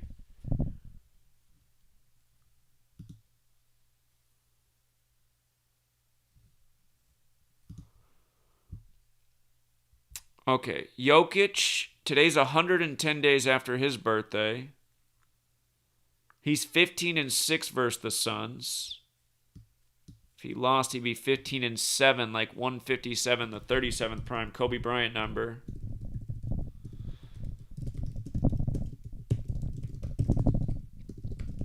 Oops. Donovan Mitchell recognized for one of the biggest Kobe Bryant tributes. Did you guys see that last night? I wrote Donovan Mitchell. I meant Devin Booker. Last night, Donovan Mitchell, though, he tied up the game at 81-81, and then he got an and one, and then he at the free throw line he went 82-81. Bryant 82, Kobe Bean, Bryant 81. It was Trae Young and Donovan Mitchell. I screwed up in the short video I made on that last night. It was Trae Young and Trae Young and Devin Booker, who had that 81 tribute, and then Donovan Mitchell did a big tribute to Kobe right after that too. But they were all the people that were getting the recognition for paying tribute to Kobe.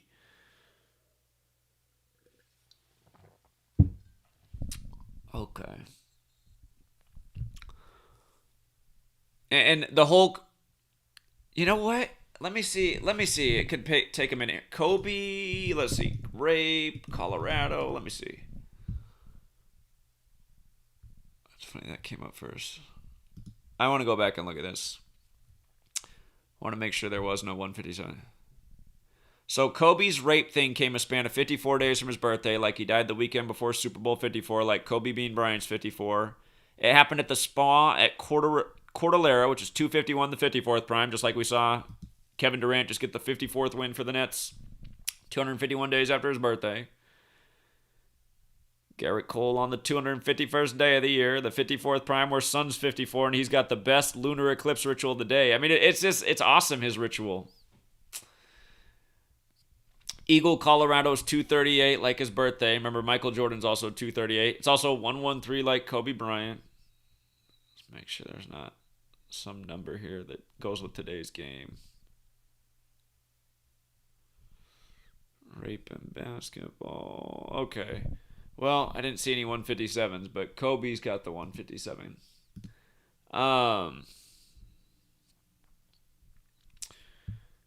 Okay. Monty Williams, he comes into today's game 7-10 in the playoffs, 5-2 with Phoenix. If he won, he'd be 6-2. Denver Nuggets is 62.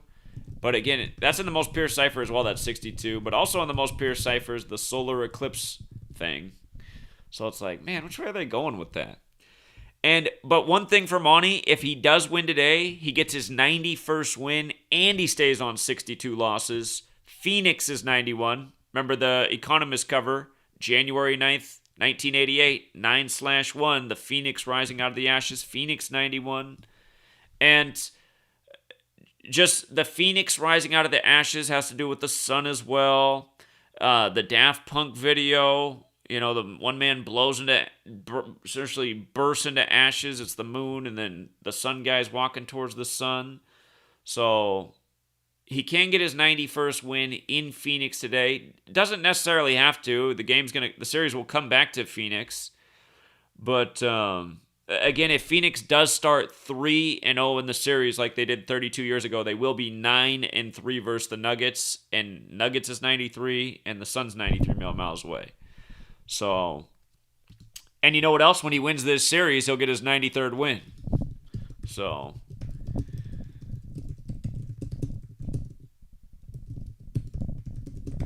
that's another good encouraging sign that the Suns should take the series. I know some of you guys are starting. Oh, you know what else I just noticed? His next win is 266 overall. Hold on, is that right? I want to make sure that's right. But that's a Jesus Hominum Salvator number. Let's see.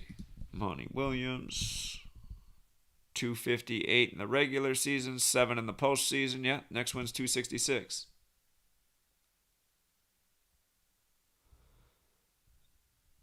Okay.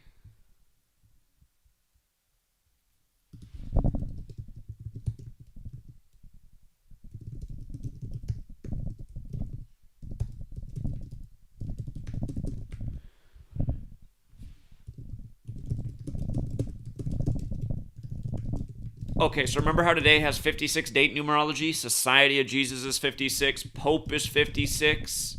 We're in the time of the first Jesuit Pope, the 266th Pope. Here, let's see how this might line up with the Pope today. Sometimes they got a really awesome ritual lined up with the Pope. December 17th is his birthday, Saturnalia. To today.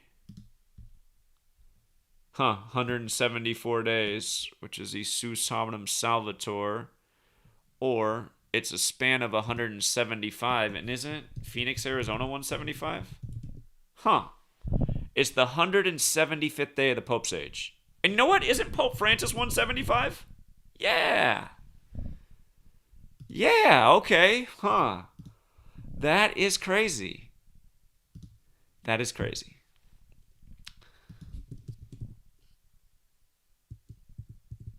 Pope Francis equals 175. Phoenix, Arizona's 175. Today is Pope Francis, 175th day of his age. Okay.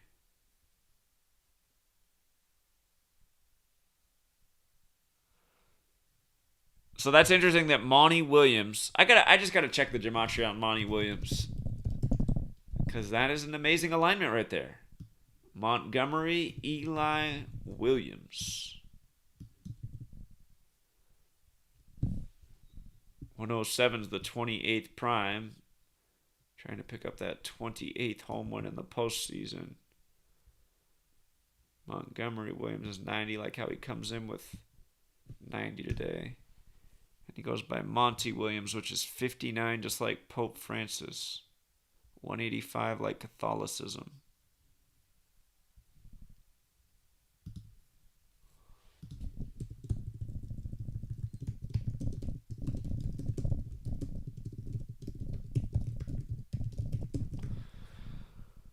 Okay. Mike Malone.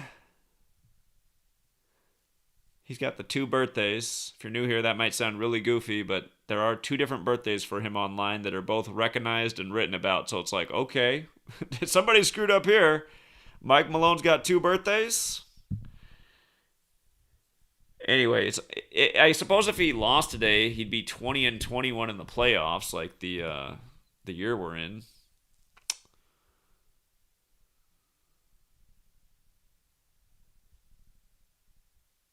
There were 227 points in the first game, the 49th prime.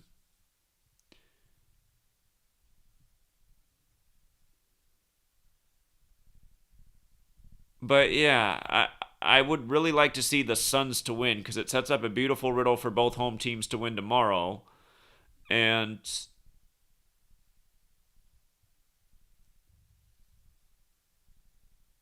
again, I'll have confidence if the Suns do win today. I'll have confidence that they're going to get to 9-3 versus the Nuggets in the postseason. That just makes too much sense. Playing the day before and after the lunar eclipse. So again, the scares today against the Suns are surface level stuff, and surface level stuff is scary, but it's right here. If Denver won today, they'd be 3-2 away, and Denver's 32 in the most pure cipher. And if the Suns lost, they'd be 3-2 at home. And again, Denver's 32. So I mean, that's not out of the question. But if the Suns win, they're also 6-2 in the playoffs, and Denver Nuggets is 62 in the most pure cipher. And again, it sets up how they can become 9-3. Let me make sure I'm not missing anything with 72 with these teams. Let me see. I got so many windows open here.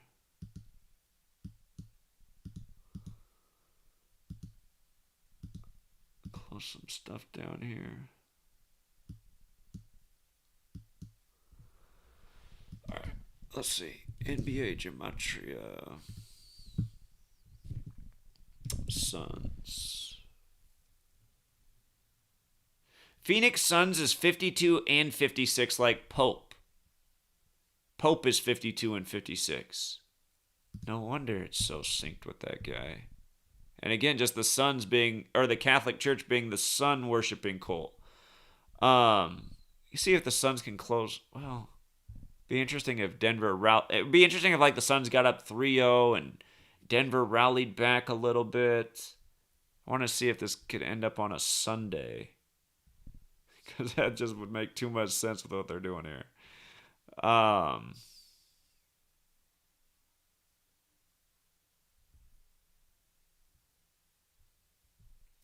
was gonna add. Well, where's where I need to add it?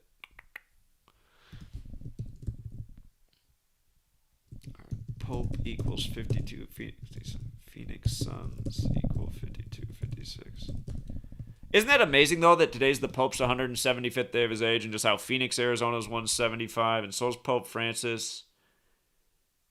Day before the eclipse, the Sun's playing. I mean, this is how you see who's behind all this stuff. All roads lead to Rome. See, now that the Lakers aren't in it, I'm mad. I'm like, man, see, I should have put in some more time this year. We might have noticed things like this. Ah. LeBron stopped at 4-6. Catholic 46. In the time of Joe Biden, the second Catholic, number 46. I didn't see that was a possibility, but I really thought they were going with the three-peat and LeBron to 6-6. I still think LeBron's going to get to 6-6. It's just not going to be the three-peat.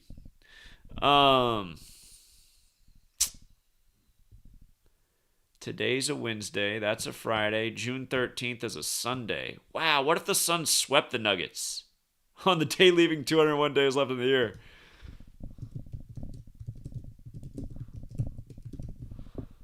They'd become. You know what's interesting if they did that? If they did that, they'd be 10-3, right? And they likely play the Utah Jazz in the next round, unless they're going to make Kawhi the new LeBron. But they'd be 10-3 versus the Nuggets if they swept them.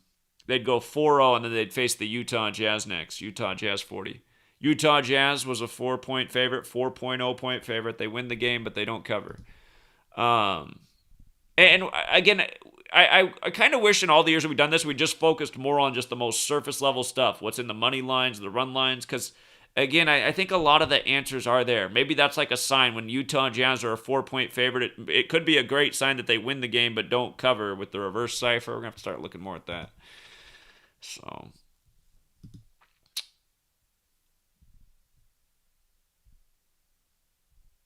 yeah, but okay. Suns got a chance to sweep. Again, Suns win tonight. I'm pretty sure they're winning Game 3. Suns, if the 32 thing makes you uncomfortable tonight, you can wait and see. Suns win this one. I like them starting 3-0 over the Nuggets 30 for the 9-3 all time. It's just too good. Nuggets 93, the Sun number 93 is too good. And now that I'm really thinking about this Sunday on the day leaving 201 days left in the year, so you want to send a Sun message. By the way, you guys, I mean, you couldn't get any more sun if you don't think about it. Heliocentrism is 201, right? That's the belief that all of the planets and Earth, it all revolves around the sun. And remember, that came in the 16th century at the same time the Jesuit order was established, who brought in all the understanding of Jewish mysticism. You see, all these things are 201. Again, you got Neil Alden Armstrong, the first man on the moon landing was on the 201st day of the year. So if the Suns sweep the Nuggets, I think that would be a surprise series because a lot of people, Denver's pretty good. Jokic just got the league MVP, and that could be his consequence. He gets the league MVP after losing game 1. So, again, I think Suns get past today. Maybe that's exactly what we're looking at. Closing out the series on a Sunday. And especially the one leaving 201 days left of the year. Especially in light of how this game is lined up with the Pope. Because remember, Pope Francis is Mr. 201. Jorge Mario Bergoglio, 201. Ignatius of Loyola, 201. You know the list. Pope Francis, the first to live in Suite 201. So, Suns win today. Pretty sure they're going 3-0 right here, and that would set up the Sunday closeout ritual, and that would be pretty tough to go against. The Gematria looking at it from the Gematria way, you'd be like, well, they could fall to 3-1 in Denver, where Denver is 31. So, I mean, possible, but again, I would get the joke of closing them out on the Sunday, the day leaving 201 days left in the year. If that's where they're going. Think about how big 201 was just in the college basketball tournament. Okay, so we did a lot here. We found out something amazing about the opening night NFL game if you guys got here late. And I am going to take some calls. Oh, here, we didn't review yesterday. Again, if you didn't do yesterday's games, let's just review yesterday's games. All right, getting interesting there in the Rangers. My man can't get the win, though. Damn. Now that 39, see, that worries me a bit, because now what stands out the most, now that the guy can't get the 50th win, is the 39th win for the Giants, the bright orange team on the Eclipse Day. But okay, yesterday's games, just to review, we liked the Braves in the upset and the Braves over, because we thought this would be in tribute to the basketball game. I predicted the score would be 8-5 Braves. That was on the over. Said 9-5. Atlanta, Georgia, 59. Dodgers, again, won 5-3 as they got their 35th win. And, again, Los Angeles, 53. We thought they would win yesterday to set up the Pirates getting that 37th loss today on a Wednesday. Los Angeles and Wednesday, 37.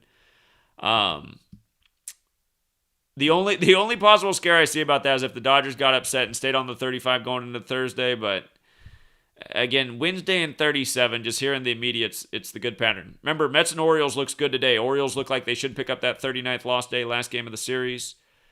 But the Yankees Twins, we talked about how if the Twins lost yesterday, it could set up the narrative of the Yankees getting the 37th win today on the Wednesday it could set up the narrative of the Yankees giving the 37th loss to the Twins on the Wednesday, because Yankees and Wednesday's 37. Now we see how the Yankees can get that 33rd win like Eclipse, like New York with the big Gerritt Cole ritual. It makes too much sense. And the game that kicked us in the balls yesterday was the Cubs and the Padres. I thought the Padres would get that 38th win in their 63rd game because Padres is 63 and San Diego's 38. Guess I should have looked at that one some more. We did see how Davies could get to 3-3. I said Davies can get to 3-3. San Diego Padres 137, the 33rd prime. So I did see that, and that is what it ended up being. But it's interesting how the score was 7-1, and now Yu Darvish, who pitched against the Cubs, does have a chance to get to 7-1 today. But again, I'm reminded by yesterday's game that I do not like the Padres. So one more time in review for games coming up today. This one has just started. If the Athletics win today, they get their 37th win on a Wednesday. Right now, they could go down early. If they do go down early, there could be some better value with the Athletics. Could get that 37th win on a Wednesday. I'm just going to stay away from Cubs Padres. Again, Eclipse 39. We were looking for 39 today. Eflin can get his 39th loss. If the Braves win today, they should lose tomorrow because we said the Braves should take 2 out of 3. They won yesterday. If the Braves win today, Phillies tomorrow. If the Braves don't win today, I would like them tomorrow because I do like them to win 2 out of 3. But today could be the day. Eflin with that 39th loss. And we did see that the Braves also had rotation number 903. The Sun, the Eclipse numbers 9339. Again, the only risk for the Dodgers is staying on 35 going into Thursday, but I think the 37 is probably there. The Orioles, I like the Orioles to get that 39th loss. New York, Orioles 39 and Eclipse, last game of the series. Mariners can get the 33rd loss. Eclipse 33, Tigers 33. Tigers would stay on 35 losses going into Thursday. And I'm going to watch what they do in this Rays Nationals game just because they both got Eclipse numbers. I find that interesting. But again, Gerritt Cole has the best riddle of the day for the Eclipse. He can get his 108th career win. One more time, I guess I'll say it again because you got to know this.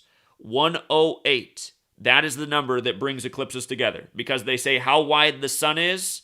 It's the width of the earth times 108. And they say from the sun to the earth, that distance is the width of the sun times 108.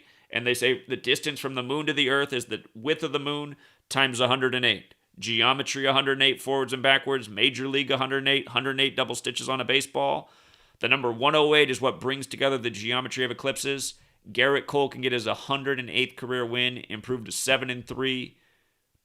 Solar Eclipse is 73. Yankees can get the 33rd win. Eclipse 33. Then get the 16th away win. Solar Eclipse also 53, the 16th prime. Twins can get the 37th loss on a Wednesday. Wednesday 37. Yankees 37. And again, the Indians also have the shot at that 33rd win. Cleveland 33. Eclipse 33. Angels, who if they lose tonight, Royals would have a bunch of value. Angels could get that 33rd loss. Anaheim 33. Eclipse 33. But again, picking up wins, usually better than picking up losses. Do the Royals and Angels play tomorrow?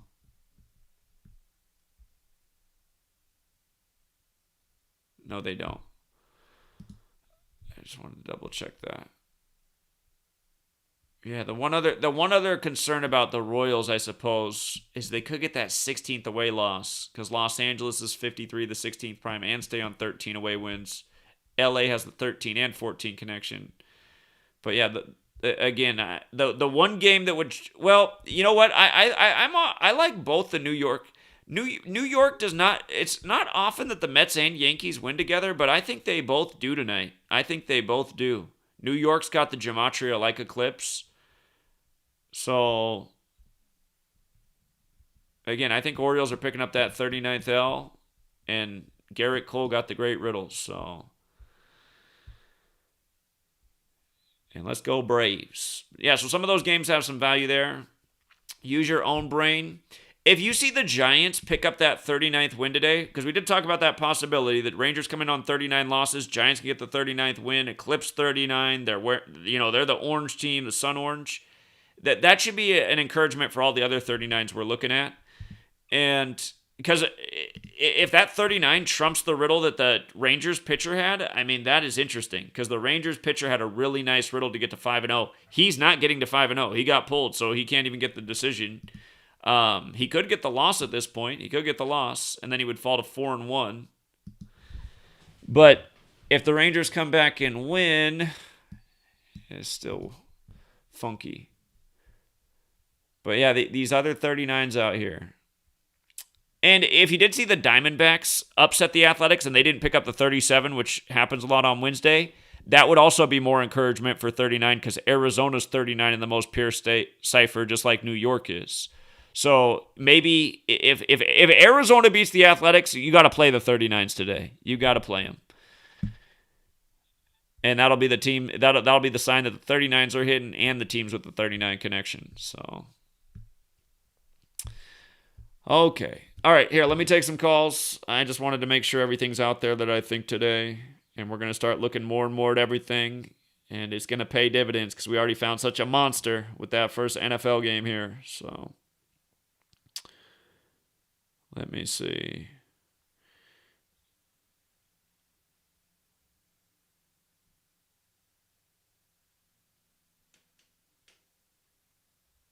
All right, the line is open if you guys want to call in. It is the number on the screen. And let me see.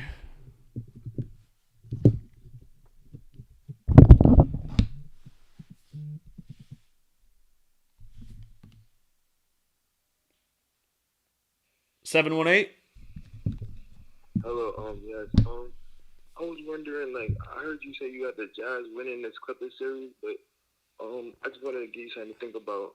How ironic would it be for the Clippers to make the Western Conference Finals and play against Chris Paul, and waiting for Doc Rivers in Philly, and the Nets got Blake Griffin and DeAndre Jordan?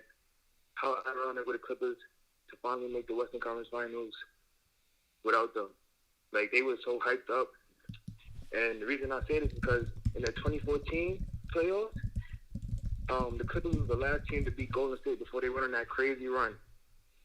And also in that finals, that's the year that Kawhi beat LeBron James. Like, that's the year that the Spurs straight smoked them. Like, they was hitting all those threes. And that's when everybody started talking about Kawhi.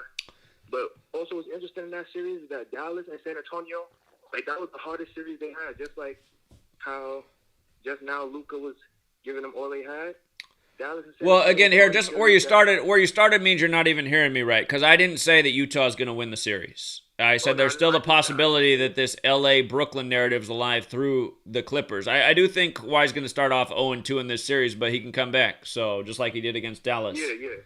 But yeah, I'm not sure that LA is out. I'm not sure. If Kawhi gets past the Utah, I'm going to have to really think that, okay, maybe that's what they're doing with the LA and Brooklyn thing, because I really thought they were doing LA and Brooklyn this year. And I think the 14 playoffs was really interesting because, LA is 14, 41, 13, all that interesting stuff. Because it's the 13-14 season that Kawhi made his breakout.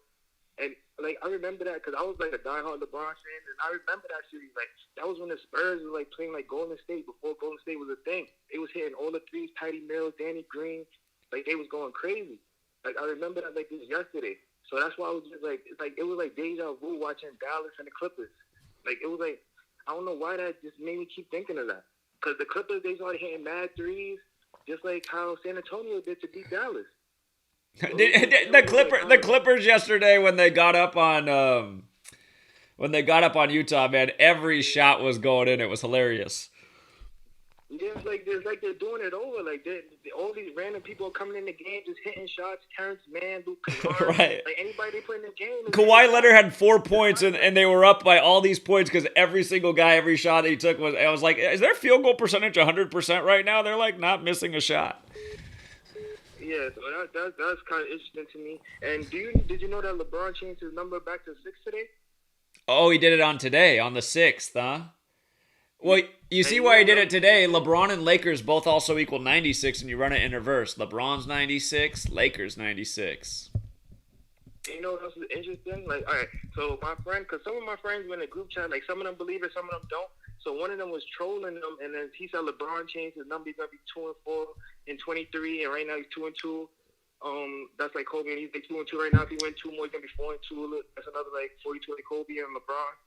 But then he put that, and then he puts in a post from LeBron's Instagram from I think July 9th, also a 9th, July 9th, I believe, that he posted in a repost of him in a number 6, right?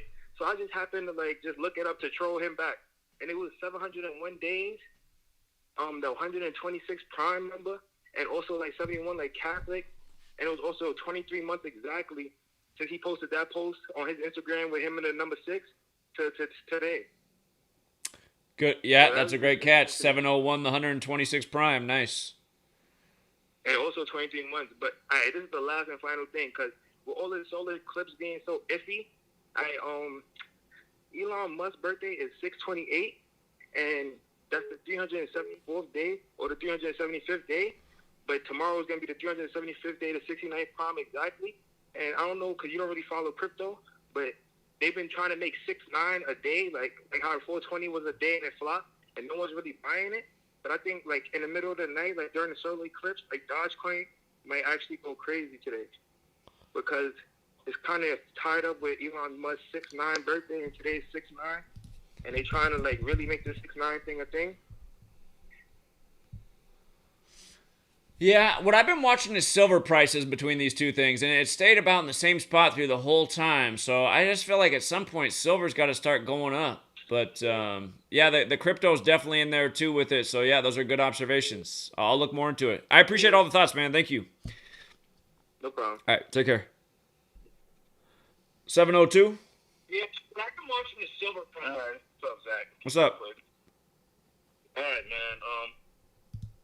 So Zach, my first question I want to ask you is, with LeBron not being in there, do you think we might not see Patrick Mahomes in the Super Bowl next season? I'm not worried about the Patrick Mahomes thing. No, he is going to 3. His whole thing is synced up with Kobe for sure. Okay. Now you know that you're well aware of them both buying teams, LeBron and Mahomes both buying teams. Who did Mahomes buy a part of? Kansas City Royals. Oh, that's right. That's right. Yeah. Yeah, and this pattern. LeBron buys the Red Sox. He didn't make it to the finals, but Patrick Mahomes, he lost in the Super Bowl. So I know you, a lot of things. I thought a lot of things you were saying that those two were connected, and you were saying that if LeBron makes it to the finals, this is a good sign for Patrick Mahomes to be there 3 years in a row. No, the thing I was saying about LeBron, though, well, I might have said that, but the LeBron thing was more about the Cowboys, because I was saying LeBron's favorite football team's Dallas. So if he gets to 5 and 6 in finals, Cowboys in the 56 Super Bowl in LA, I know I was saying that. But the Mahomes 3 thing, again, 3 equals 56, his third straight Super Bowl. It started with, Kobe Bean Bryant 54 dead the weekend before Super Bowl 54. Remember when Mahomes put away the game, it was his 41st pass to number 26 for the 26th completion. I think to put 26 points up on the board if I remember right, but Bryant 26, Kobe Bryant 41, so I think that's already written in there, because that's what we were saying. We're like, and then the third Super Bowl will be in LA where Kobe died. So I'm not worried about LeBron missing in terms of the Mahomes connection. But the baseball stadium thing's kind of interesting. The Mahomes has the better baseball connection, though. His dad played baseball. So I'll think more about that. I'll say the same thing, though. If I'm wrong about Mahomes, the only other team I see it being in the AFC is the Ravens this year, because they did the 10-2 thing on 102. So I might have an insurance pick with the Ravens, but I still suspect it'll be the Chiefs there. Yeah, my 4 teams are Ravens, Chiefs, and then NFC Cowboys and the Cardinals. Right. And hey, based on the knowledge we put out for this NBA season, who should have been everybody's insurance pick in the West? Well, it should have been a Phoenix Suns, because right. I remember the linebacker Eagles yesterday because I thought you was crazy when you said it was going to be the Suns in the Western Conference, and I was like,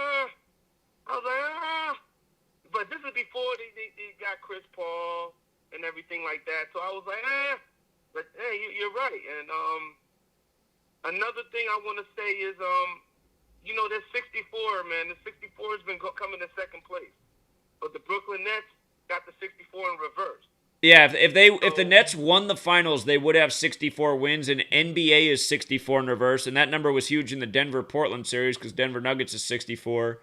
Well, where else have you seen it in these playoffs? Where else have the 64s been?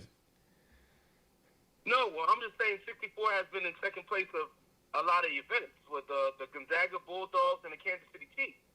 But it's on the second cipher, not on the last one. Yeah. And Brooklyn Nets is on the last side, on the reverse. Well, Kansas City Chiefs is 64 in the most pure cipher, but you're right. So is Gonzaga Bulldogs.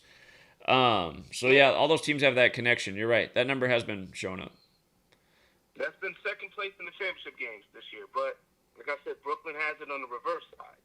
So it might be, And another thing, I told this to Rod, and this Rod has been preaching us this.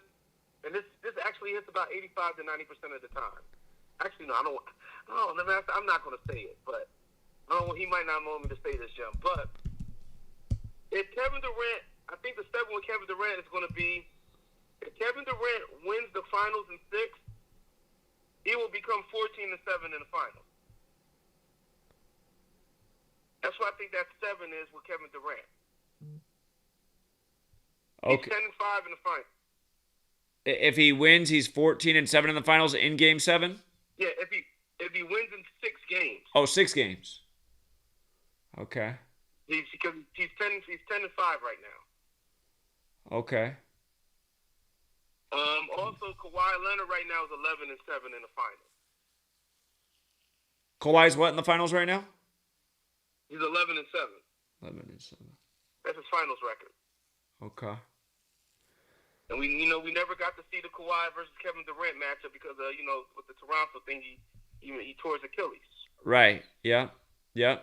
And we also didn't get to see it because when the Spurs were whooping on the Warriors, the dude messed up Kawhi's ankle in Game 1, and Kawhi got knocked out for the season. And then this with the whole thigh shenanigans with his uncle, and then he got out of San Antonio.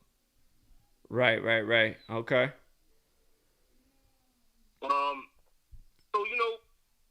My thing is though, Zach, the 64. I think you might be head on with the 64 and the 56.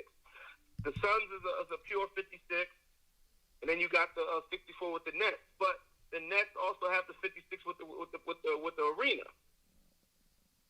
Right, Barclays Center. Right. Yeah. So, I really think it should be the Clippers versus the Nets as far as talent wise. But that's entirely possible. It is entirely possible because I really thought that LA and Brooklyn would be there for what they're going to do in the World Series this year. And it could still be. And like you just said, Kawhi's 11-7 in the finals. Well, that's interesting because Dodgers has won 17. And, of course, it's the year of the 117th World Series. So. There you go. All right. There you go. I just put it together. I found out on Stat News. Yeah. I really do think Kawhi's going to lose the next game and go down 0-2, but he could come back and win the series. Kawhi is good enough. Kawhi's even though games are scripted, like Kawhi's amazing, man. Like he's boarding over Rudy Gobert. Who does that? He takes the ball from Rudy Gobert's hands when they board. So yeah, I believe Kawhi can play in any era. He's that good. He is, and he makes it look easy, man. That's how you can tell a dude is good because he's good and he just makes it look easy. Now, Caller did bring up the fact that Kawhi game got better after he started working out with Kobe Bryant. Mm-hmm. He was working out with Kyrie, Jason Tatum, and Kawhi. And once he had that workout summer with Kobe, Kawhi his offensive game just got ridiculous. Mm-hmm. That's why you started hearing that comparison with him and Michael Jordan and everything, which I thought at first was crazy, but now I see it. He's just not as athletic as Jordan. Right. But he does plays like Jordan. He has that post-up game, the wide shoulders. He's good. And this is a guy who was playing center in high school. And you see why? Because he's so good at. I'm surprised he doesn't average a triple double every game. Because every year I'm also like, man, the way he grabs boards from people, I'm just like, how does he get that ball? But he does. So. And also too, man, if you want to look at it, the politics of everything, maybe Steve Ballmer told him like, look, man, we got to at least get to the Western Conference Finals because Kawhi can leave after the season's over. Yeah. He's a free agent. Yeah. Yeah. We'll keep looking at it, man. I mean, I think that narrative definitely has legs. Right now, to me, it's probably either Brooklyn and the Suns or Brooklyn and L.A. And it is, and the L.A. Brooklyn thing does come true. We just had the wrong L.A. team, or I did. So. And don't forget, the Jazz got 64 wins. They'll be in the finals. 64 wins. There'll be 64 total wins for the season. The Jazz are in the finals. Yeah, the Jazz could also make a little bit of sense because the Kobe connection, but they don't. They're missing the 56, and I just don't see the. You know what? If it's Utah in there, I don't think Brooklyn's the team in the East. I think it's probably the 76ers. I think if Utah's in the finals, I think the 76ers are in the finals too. And that's the Kobe thing because Moses Malone and Daryl Dawkins, who both played for Philly, died in rituals synced up with Kobe's last game. Moses Malone died 213 days before Kobe's last game playing for LA, the 2-1-3, and he was the first player drafted out of high school by Utah. But if Utah's in the finals, I think Philadelphia's in the finals. And we got to wonder about Philadelphia. Philadelphia could be the team because they've gotten some of the. If this baseball series is synced up with them, I mean, and look how perfect it is. So that's something to look out for. That's the one thing. If it's not Brooklyn, to me, it's Philly at this point too. I got to put that out there. So. And also too, Zach, the script could have got changed because when Embiid came out, they had the injury for the torn meniscus. We're like, damn, the Sixers are going to be done. But he's playing great. He's playing better than ever. Right there. He's playing better than ever. It could have flipped the script right there because when we got the word that he had a torn meniscus, we're like, oh, now Philly isn't going to do anything.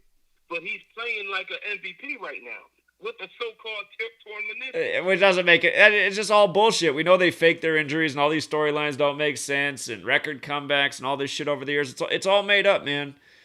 It's all make-believe. So if it is Philly, though, Philly and Utah would make sense to me. I see the Kobe, Moses Malone. I see all that going on in there. So. Yeah, man. And like you said, man, go back to 1993, man. The Cowboys won it.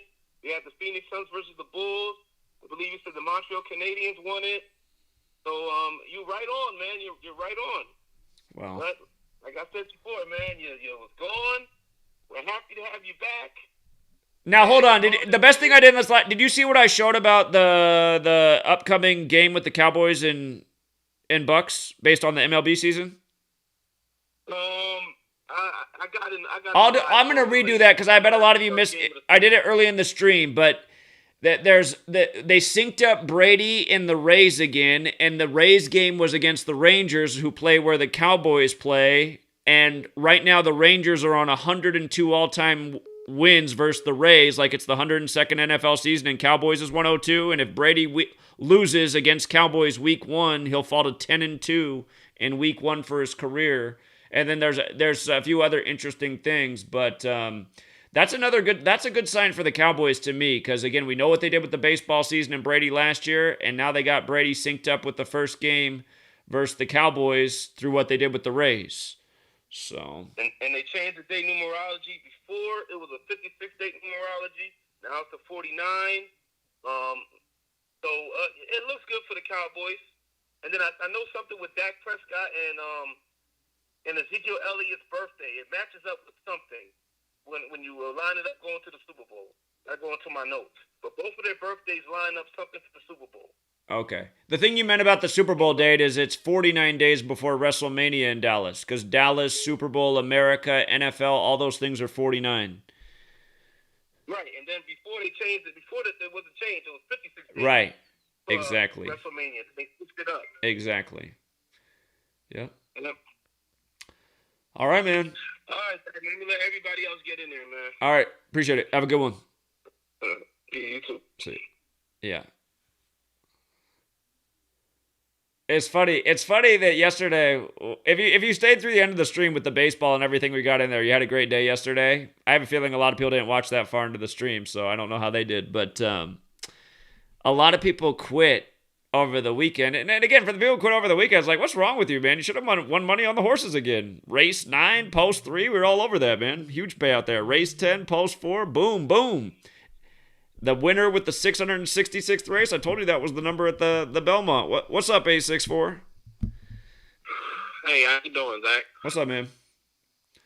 But I mean, I like Dallas and the Bucks to play in the NFC Championship, but I really think that old bastard Tom Brady's going again because you know what? You remember how you point. All right, go ahead and say what you're going to say. But again, I don't think Tom Brady's going to the Super Bowl until age 45. I don't think he's going this year. But let me tell you why I got him going this year. So you remember how you pointed out during the season, like it wasn't during the season, but it was during the playoffs, and you said Tom Brady had came in with 73 touchdowns. Uh-huh. Yep. And then he threw 10, and he got 83. Right. Just like his birthday. And he stayed on 38 post. If you look up Tom Brady's stats right now, he has 83 postseason touchdowns, 38 interceptions, 8-3-3-8. And we said that's what we predicted for the Super Bowl. He either throws 3 touchdowns with 0 picks or 5 touchdowns with 0 picks. He did 3 with 0 picks. So. And then, so, like, going back to what I was saying, so did you see what happened June the 2nd, the Super Bowl ritual? With the 14-year-old and the 12-year-old, the shooting in Florida? There's too many stories like that. There's too many stories like that for me to pin any one of these stories, unless you saw something in there with the football, like they were wearing a jersey or something, but there's just so many stories like this. Yeah, but it happened 6/2, and, you know, from Brady's birthday to the game, 62 days, it happens in Florida. Right. Oh, I see. Okay. On 6/2. But anyway, like, I have a bad feeling he's going to play the Patriots because, like, I looked at the record between the Patriots and the Bucks. Hold on. As you say that, I got to point out that just yesterday the Lightning eliminated Carolina, and you think about how Cam Newton went from Carolina to the Patriots, so there could be something going on with that, okay? So their overall record is 8-2 against each other. So if Cam Newton beats him in the regular season, they'll be 82, like Patriots 82. I thought you just said they're 8-2 already. I thought you just said they're 8-2 already. No, they're 7-2. Oh, 7-2. Their all-time record, the Bucks versus the Patriots, is 7-2. Well, dang it, I gotta go. All right, well, call us back. We got plenty of time before football. If they lose, yeah, well, I'll call you later. All right, that's cool. Bye. Take care, man. He was trying to sneak it in there on the work break or something, but well, you wouldn't want to overlook that 7-3 after they just did that either, so. Yeah, Bill Belichick is the guy who'd be going for his 7th ring, but I'm not sure that's going to be going on in 2022.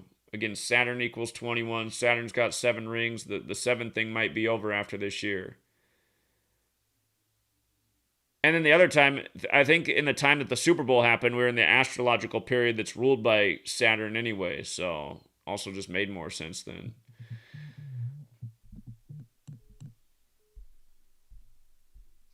$616.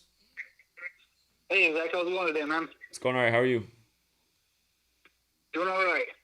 Hey, I just wanted to point out a couple observations. In that Braves-Phillies game you were covering, you said Brian Snitker can get his 347th loss.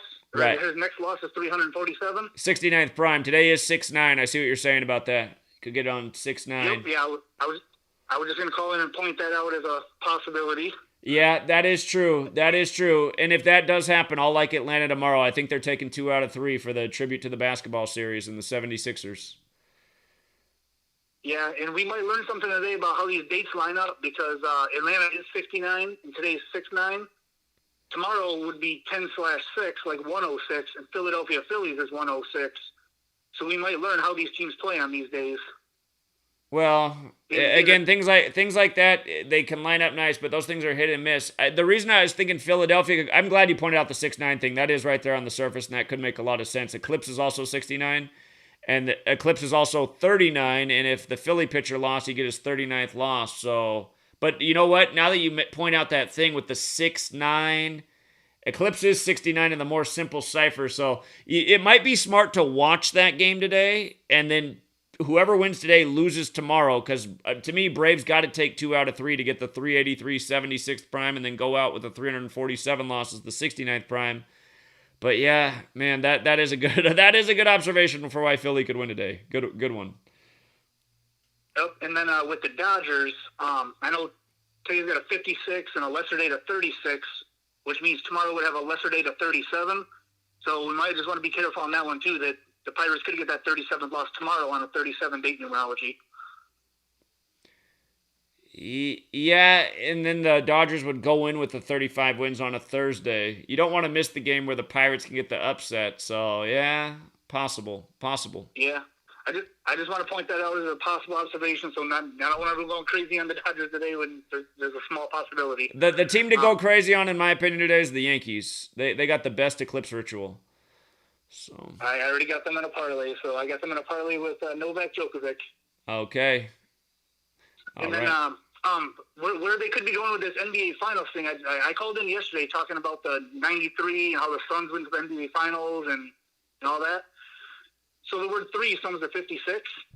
So if Kevin Durant gets his 3rd championship this year and he does it against the Phoenix Suns 56 in the most pure cipher. Yeah. Now what's interesting about that is in 1993, Michael Jordan got his 3rd championship against the Phoenix Suns. Phoenix Suns 56 in the most pure cipher. Right. Just pointing out that the 93 finals was with the Suns. Again, if the Suns do start 3-0 for this series, they will be 9-3 versus the Nuggets, and Nuggets is 93. So there's just one more reminder about 93 and the Sun. And you were mentioning that Suns is 28 with the S exception. 1993 was 28 years ago. Yeah, and that's the 7th triangular, and we've seen a bunch of that 28 this year. So right. And also worth mentioning that Kobe Bryant got his 3rd NBA championship in the 56th NBA season. Which makes sense. 3 and 56 are peas in a pod. Again, you guys. So here's all the thing with 3 and 56. If you just write out, here, I'll do it right here on the screen. In the most simple cipher, it's all you need. 3 is 56. If you write out Abrahamic, it's 56. There's 3 Abrahamic religions. In the 3rd verse of the Bible, God makes light. Light's 56. And so 3 and 56, peas in a pod. Yep. And then I got another observation about the possible NHL finals, especially if it's Montreal and or Boston. So it's the 104th NHL season. When you write out the word 24, it comes to 104 in the reverse ordinal. And the Canadians would get their 24th Stanley Cup championship if they were to go on to win. That very well could happen. The team with the 56 connection in the year of 56 games. Now, I will point out the downfall. If Montreal does make it there, they have a narrative to lose because they are currently 23-9 in Stanley Cups. So if they became 23-10, a lot like 231, the 21st triangular number. Mm-hmm. So if the Canadians get there, it's definitely double-coated for them. Mm-hmm. Yeah. Good ones. So, that's all I got for today. All right, take care, man. Thank you. 614? Yeah, hey, Roger, John. What's up, John? Hey, man. Just to add to your Sunday riddle, Chris Paul comes into this game today with the 9-3 home record in Game 2s. He's 9-3 in Game 2? At home. At home. I need to have him up here. I don't know why Chris Paul's not in my stats. All right. His birthday is May 6th. What is it? I know it's May 6th something. 82? 85. Oh, he's younger than me. May 6th, 1985. No wonder he's in Phoenix. All right, let's see. I think Game 1 was 30. Hold on. What was it? Let's see. May 6th to today. It's 30. Yeah, Game 1 was 32 days after his birthday. or his 33rd day of his age, and Chris is 33, closed out the game. So today is 34 days after his birthday, or his 35th day of his age, which isn't I saw in the chat somebody said since it's 34 from his birthday. I think they said something about. I read the chat too under the live stream. Somebody typed in the Suns have 139 losses or something, and 139 is the 34th prime. So that was pretty interesting. Chris Paul's 58 and 58 right now in the playoffs. Evened it up at 58 apiece, huh? But look at this. So he comes in at 9 and 3. So he can. But look at this. He's 9 and 10 all time in Game 2. So he could become 10 and 10, and Suns is 10 in the most pure cipher. Chris Paul Game 2 record. 9 and 10. Yeah, he could get to 10 and 10, and Suns is 10. It's also his 35th day of his age. We just saw last night how Mitchell became 14 and 14. Right, which made perfect sense. Utah loves its 14. Yeah, it's crazy. It's just ridiculous, man. That's why I like that stat news, man. You can find extra things if you're kind of unsure. Then you hit this stat. You're like, man, look at this, man. That Donovan Mitchell stat was so rigged. Yeah, and he just took over the game. Ties it up at 81-81. Point to take the lead at 82. Next thing, he's knocking down every shot. So look at the date numerology for tomorrow when they play their second game. This is even more weird. When I saw that, I looked it up the day before yesterday's game. I was like, oh yeah, Utah got this. They play again tomorrow, and it has a 57 and 21 date numerology at the very top. Utah's 57 and 21 right now. Perfect, yeah. So, I mean, they hit the perfect record. I'm like, what the hell? I was like, that. You don't see records line up like that on both sides, the win and loss record matching up at the very top of the date numerologies. I'm like, come on, man. You don't see that too often, especially deep in the postseason, their overall record. I'm like, come on, man. And that will combine with the Donovan Mitchell crap. I'm like, man. Yeah, Donovan Mitchell, same riddle. And notice he's coming in 9 and 3 in both against Memphis and against LA. It's just like, what are the odds of that? And then the Suns are doing well this year. So, a lot of coincidences. It's ridiculous, man. Did you see what they did in the West? Denver advanced first as the number 3 seed. And then when Phoenix upset, they upset the Lakers and advanced as the number 2 seed. So there's your 32 for Denver.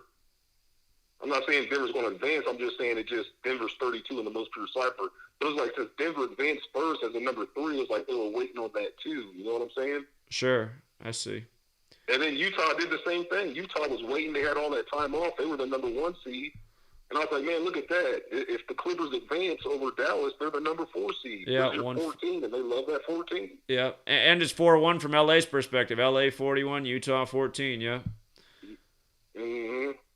First time in 32 years, Phoenix and Denver meet as the 3 and 2. Yeah, that's crazy. I have no idea how these like. You saw what they did in Game 1 with Philly and Atlanta. It was 82 days after Embiid's birthday, and Philly and Atlanta haven't played since 82, 39 years ago, and he scored 39 points, and that was the 167th day of the season, the 39th prime. I mean, all this stuff is paying tribute to history. Man, yeah, it's crazy, man. It is. I was just calling in for those little observations, that little Chris Paul. I was like, man, I like how he could pop. The thing that scares me about that is that 9 and 11 hits a lot. You know, that 9, they love that 9-11, but since this is the Sunday and the Phoenix Suns, I think the overall picture of the Phoenix and the 56 and all this stuff, I think, the 9-11 doesn't have to hit every single time. So I think that 10 and 10 is going to hit for Chris Paul. Yeah. In Game 2. Yeah, and again, there's a great reason to believe that they do get to 9 and 3 versus the Nuggets by winning this game and the next. So. All right. Yeah. Interesting. Indeed. Did you see the Islanders got that nice little riddle lined up today? I haven't even looked at NHL yet. I need to look at NHL. So the Islanders can close out Boston. So what's the riddle with the Islanders today? Well, they are 8-4-1 against the Bruins this season. So if they won today and closed it out, they'd be 9-4-1, and that's the 160th prime number. And today's the 160th day of the year. Well, that is a great observation. Then that would shut the door on that narrative of Boston getting their 7th Stanley Cup. And I guess that could be symbolic that Boston's stuck on 6. Brady's not stuck on 6. I mean, it could be something like that. So here's the other thing to think about. You always talk about how the Canadians have that 56 in the most pure cipher. Islanders is 56 with the S exception. So they do have that 56, but it's a little hidden. I see. It's not as strong. You're right. Two S's, it would be 56. Canadians is not actually 56 in the most pure, but they do have the 56. I don't think any of the other teams do. Okay. No, it's the reverse reduction. Oh, okay. It's still in the base ciphers, but yeah, if it was in the dark blue, I mean, if it was in the dark blue, I would have been writing them down as the champion before the season began. But I did mention that to everybody. I said 56 game season, you better look at them Canadians. So. I'll definitely bet on Tampa Bay to win and close it out yesterday because I saw that it was. I mean, it didn't have to happen, but 4-1 Brady. 4-1 Brady. Yeah, the 4-1, and then Tampa Bay's 179, the 41st prime. Right. Like, man. Yeah. And then look how they closed it out. The second round, game number 5, like 25, and Tampa Bay's 25. Now, John, I got to check in. Did you hear what I talked about today with Tampa Bay and the Rangers in baseball and how it synced up with the opening game of the season? Yeah, I seen that. Okay. Yeah, I heard that. That's crazy. Mm-hmm. That is crazy. And you see that observation way ahead of time, and then if it comes through, it's like, how can people still deny this crap? And last year, that's what gave us so much confidence in the Bucs to win the Super Bowl, was what they did in baseball. Now they do it against Texas, who they opened the season against. I mean, there's something there with that. Mm-hmm. But back to that Tampa Bay, like, okay, so they closed it out in second round, game number 5, like 25, and Tampa Bay's 25 the most pure. And then tonight, it's not the same type of riddle. It's not the most pure cipher, but second round, game number 6, like 26, Islanders 101 to 26 prime. So they might get it done tonight. Well, then the 7's out in the NHL. Islanders, though, you do make the observation at the 56. I imagine if the Bruins win tonight, they'll probably win in that game 7. That 7 does make them very interesting. But yeah, your 9-4-1 observation is really good. So you're positive that that's their record this year? Yeah, that's their record against the Bruins this year. Yeah. 8-4-1. So they win tonight. They're 9-4-1. 941 is the 160th prime. It is the 160th day of the year. So that's interesting. And New York does have the numbers like Eclipse, 33-39 like Eclipse. So could be. Yeah, I heard you talking about that. The New York with the Eclipse and everything. I was like, man, how perfect they have everything synced up perfectly, man, with these. That'd be interesting if all the New York sports teams smashed today. Again, the Yankees, to me, have the very best Eclipse ritual. The Mets won against the Orioles, not bad. But both New York teams could win in baseball today. And if the Islanders closed out the Bruins, that would be interesting. But yeah, the Bruins, though, the one thing I keep thinking about, though, is, man, they're the only team with that 7 in the pocket. But yeah, maybe they don't get it. We'll see. Mm-hmm. There's a lot of people. I know there's going to be a lot of people. Matter of fact, there's a lot of people liking the Bruins to win. Not only in the community, but I'm talking about just out in the world, just like the average Joe just thinks the Bruins are the best thing to happen. The Islanders are 17-7 in the Stanley Cup. It would be their 25th appearance. If they won, they'd be 18-7, kind of like that Jesuit number. So, who knocked out Toronto? Was it the Canadians? Yeah, the Canadians did, didn't they? Or did they? I don't know. All right, yeah. I haven't been paying attention to hockey, so let me see. Where's the bracket at?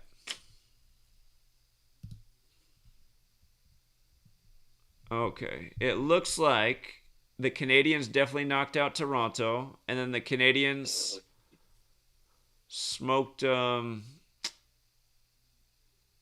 a minute, is that Winnipeg? Is that the Winnipeg Jets? I think they. The Jets. Yeah. Got smoked. Yeah. Okay, so. That was it. Oh wow! So the Maple Leafs were the 1 seed, and they got beat by the 4 seed Canadians. but the Canadians got the 56. See, what I was amazed is the people who are good at decoding hockey, they all went to the Maple Leafs this year, and I was like, they all think it's the Maple Leafs, not my 56 Canadians? Mm-hmm. Why? I don't know. I don't understand why everyone ran away from the 56, man. We know 56 is the number in sports. Mm-hmm. But, yeah, look at them. The 4 seed beating up on everybody. I see that Winnipeg was the 3, so they were actually the bottom seed. Colorado used to be in... Who did Vegas used to be? Colorado used to be a Canadian team. I forget which one it was. I don't know if Vegas used to be a team. I think they did. They used to be somebody. I'm not sure, though. I don't know my hockey like I do the other sports. Tampa... Yeah, hold on, though, man. Hold on. If Boston comes back and wins this, they're going to play Tampa? So... Yeah, Tampa Bay Lightning, yep. Doesn't it kind of seem like they got you're 9-4-1 if Boston gets past them today, they're coming back and winning this series. They're doing that Boston Tampa thing if they get past that. Yeah. So yeah, that's my fear because if they take it to a game 7 back in Boston, that wouldn't. Yeah. Doesn't that just make so much sense though? God, I'm tempted to look more into this. Mm-hmm. Well, if it gets there, I'm gonna look a lot into that Boston Tampa series if that ends up happening because this is a huge ritual. So, I'll tell you what, if Boston gets past Tampa, they're probably going to win their 7th Stanley Cup. They're both the 3 seeds, too. Tom is 33. Okay.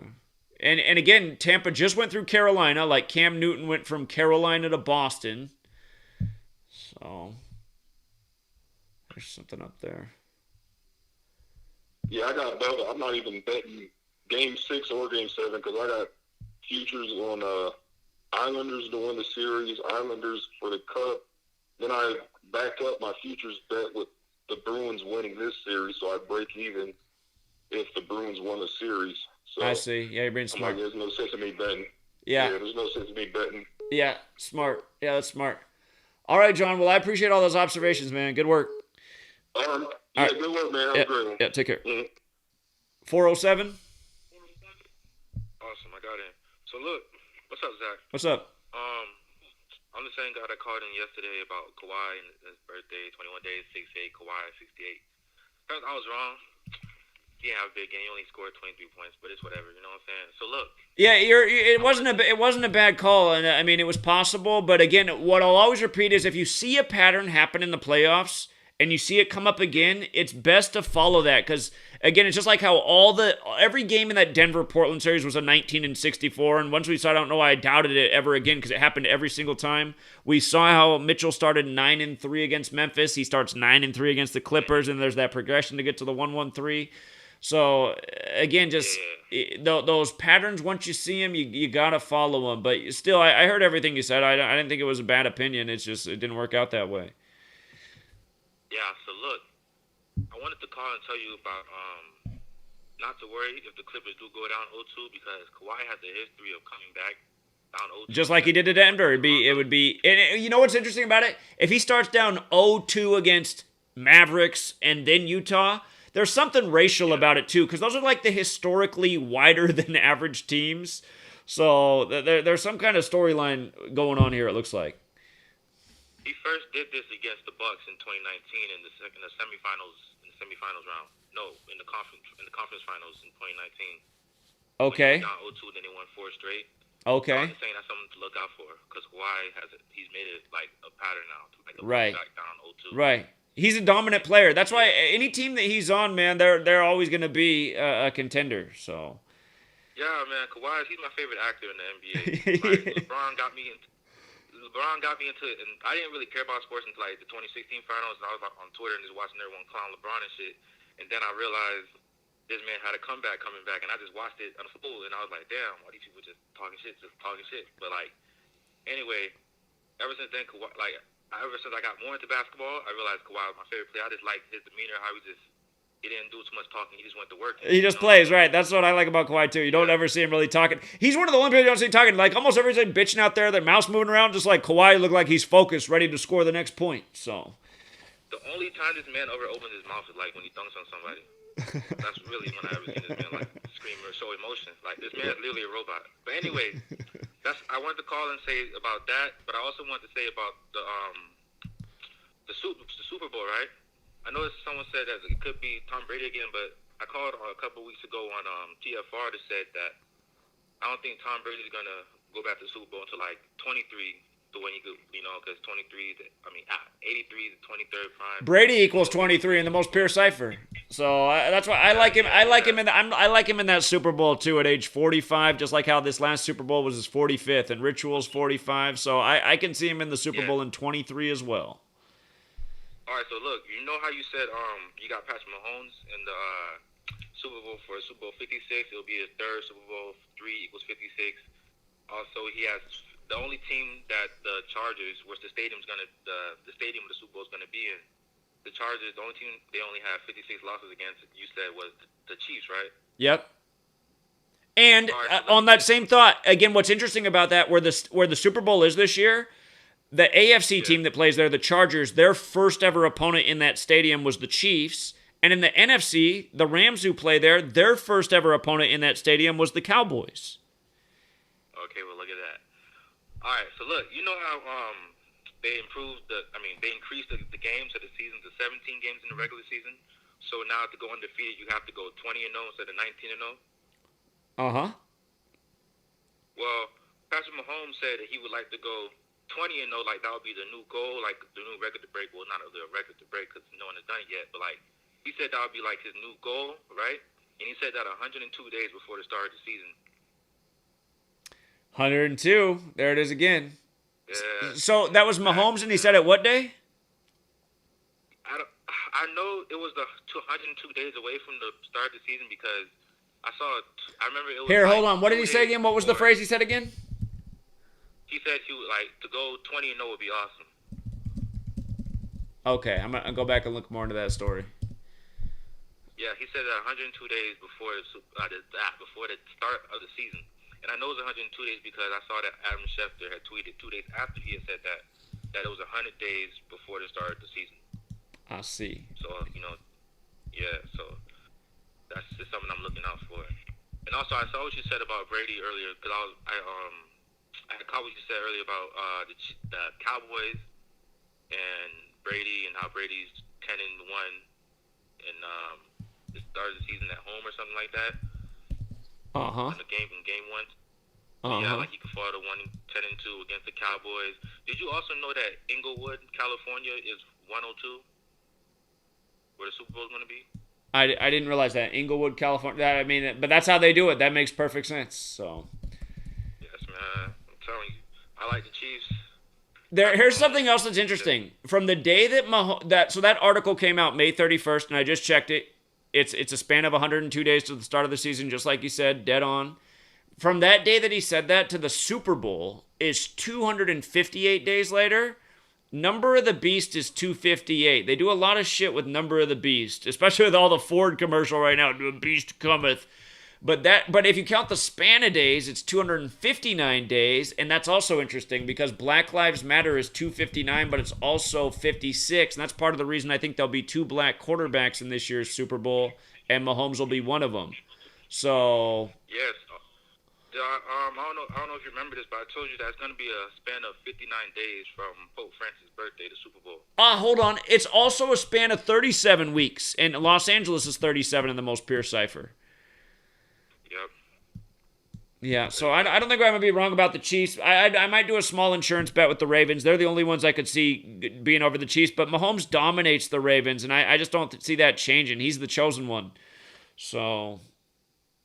Yeah, I noticed a stat I know that they're trying to push Lamar as much as they're pushing, but not as much as they're pushing Mahomes. But I saw a stat that Mahomes and Lamar had like 2 of the 4 best starts to a quarterback's career in their first 30-something games. Yeah, I think they'll both have great seasons again. They're probably the AFC Championship this year, Mahomes and Jackson. Yeah, they just gotta. Mahomes always just smacks the Ravens. Like he smacks almost everybody, but it's not even a competition. Yeah. But yeah, I think it's very likely that's the AFC Championship is those 2 teams. So. Yeah. All right, Zach. All right, appreciate it. No problem. See you. All right, I think we had a good stream today. If you guys got here late, man, we went over a bunch of stuff. We reviewed it 1,000 times. Show up on time next time.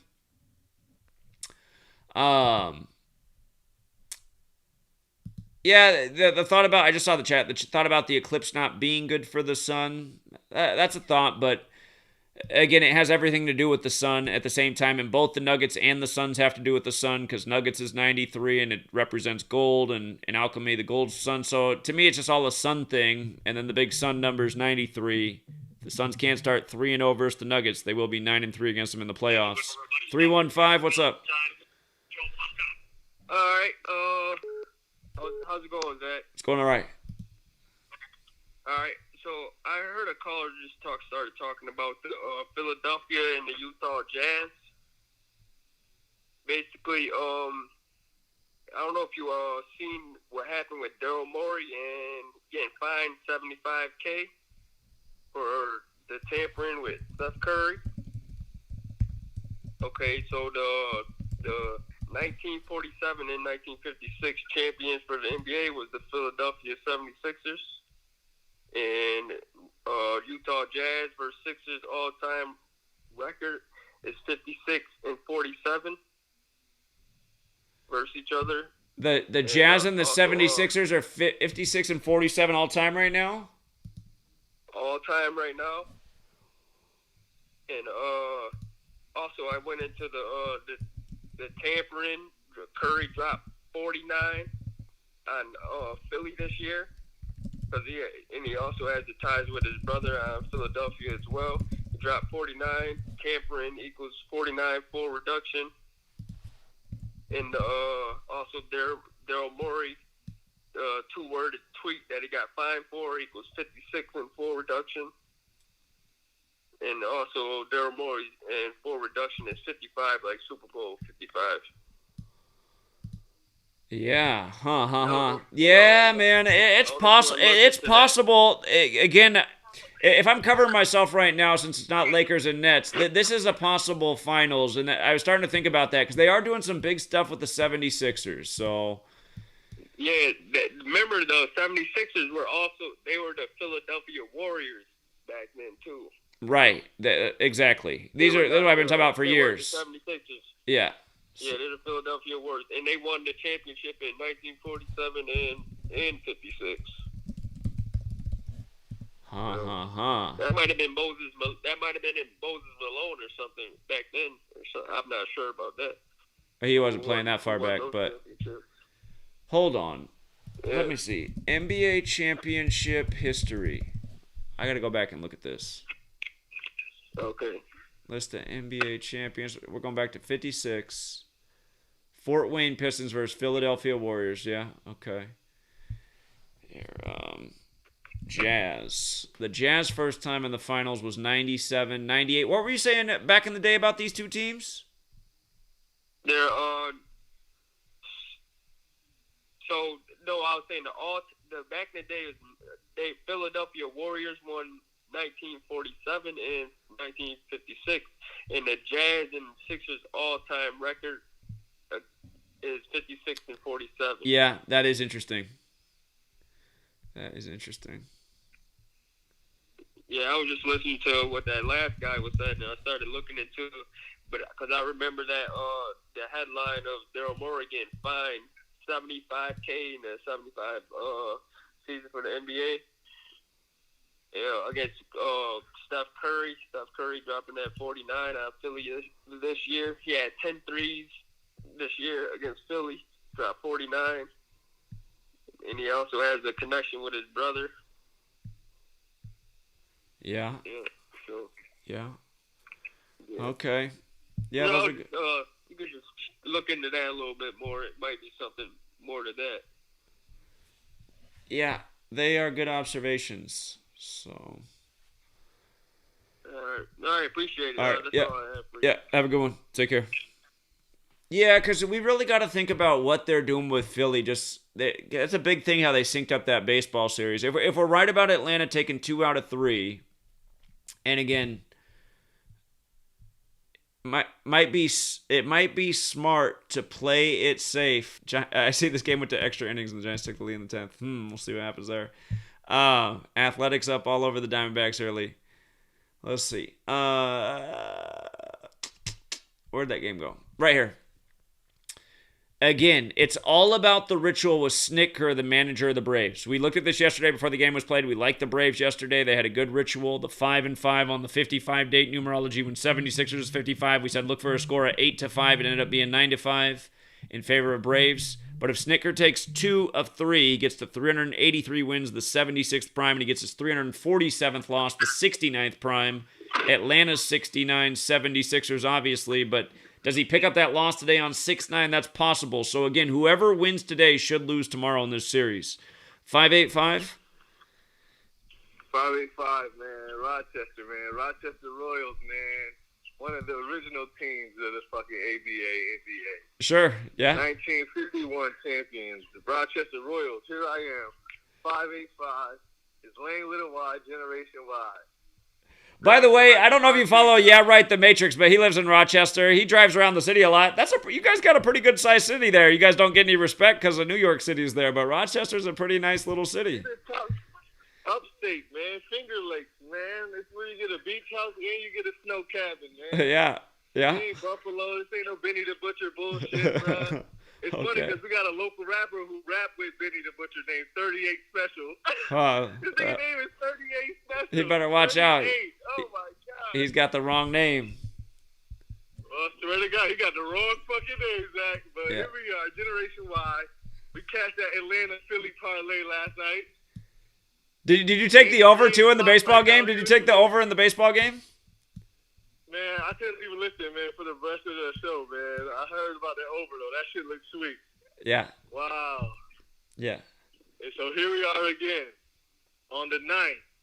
Sun equals 9. So we playing on Phoenix, man. The Jesuits all the way. What are we going to do with the Nuggets? He got the 51. He got the MVP, okay? I thought it was the 15, but I guess number 15 did get MVP, which equals 15 and 51. So there goes the Joker. But come on, man. CP3, man. I'm playing the 9. Sun equals 9. I'm on the Phoenix Suns tonight. Yeah, if they do win, it sets up them to win. If they win tonight, they're winning Game 3 too. They're going to go up 9-3 over the Nuggets if they win tonight. So. And I really like the Utah Jazz Philly storyline because my nigga Joel got to win some type of MVP. Finals MVP will look pretty. You feel me? So here's the thing too. If you think about this, because I was thinking it was all through LeBron, and then LeBron would finish out against the 76ers next year in the 76 season. That's not happening now. So if the 76ers do make it to the finals this year, they'll be the talk of the league all year next year in the 76th NBA season.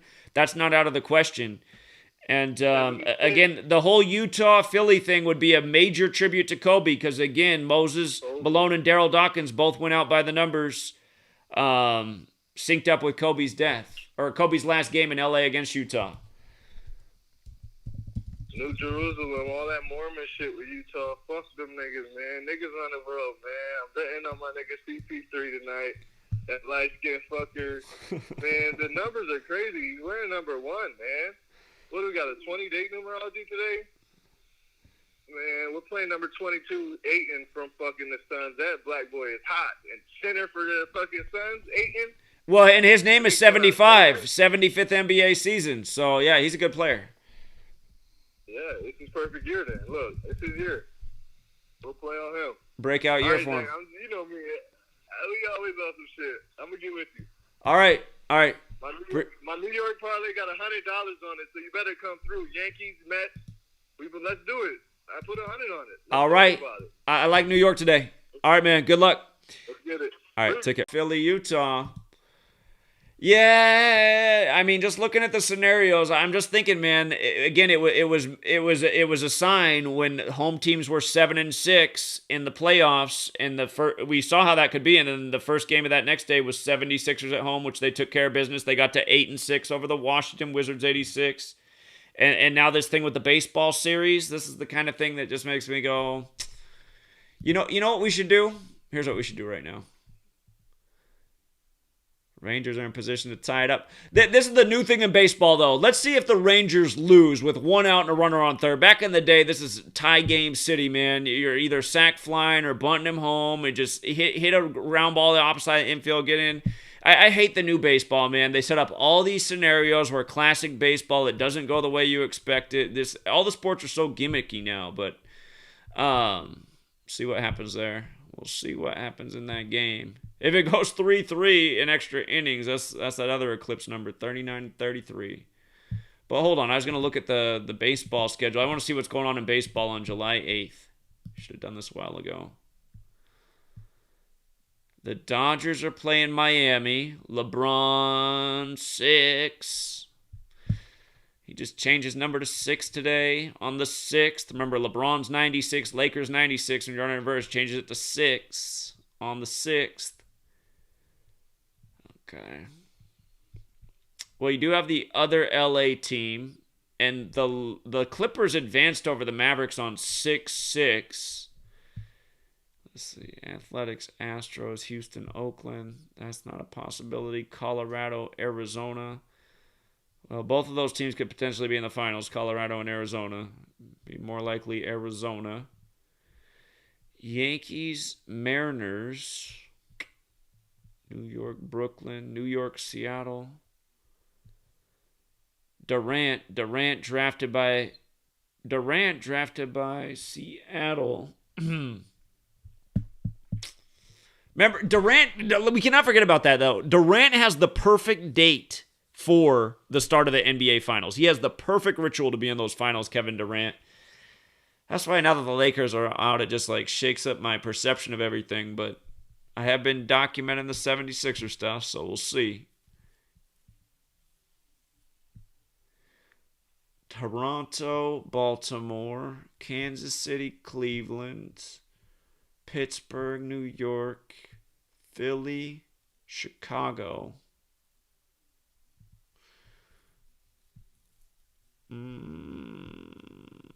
These other cities.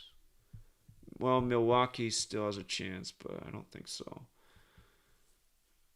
Milwaukee, Cincy. Tigers, Twins, Nationals, Padres. Yeah, here, let me also look on what would be Game 7, July 22nd. Texas, Detroit, Atlanta, Philly, New York, Boston, San Diego, Miami, Tampa, Cleveland, Chicago, St. Louis, LA, Minnesota. LA, Minnesota, the Lakers thing, but they're out. A's, Mariners, San Francisco, LA. Giants originally from New York. LA, New York. Yeah.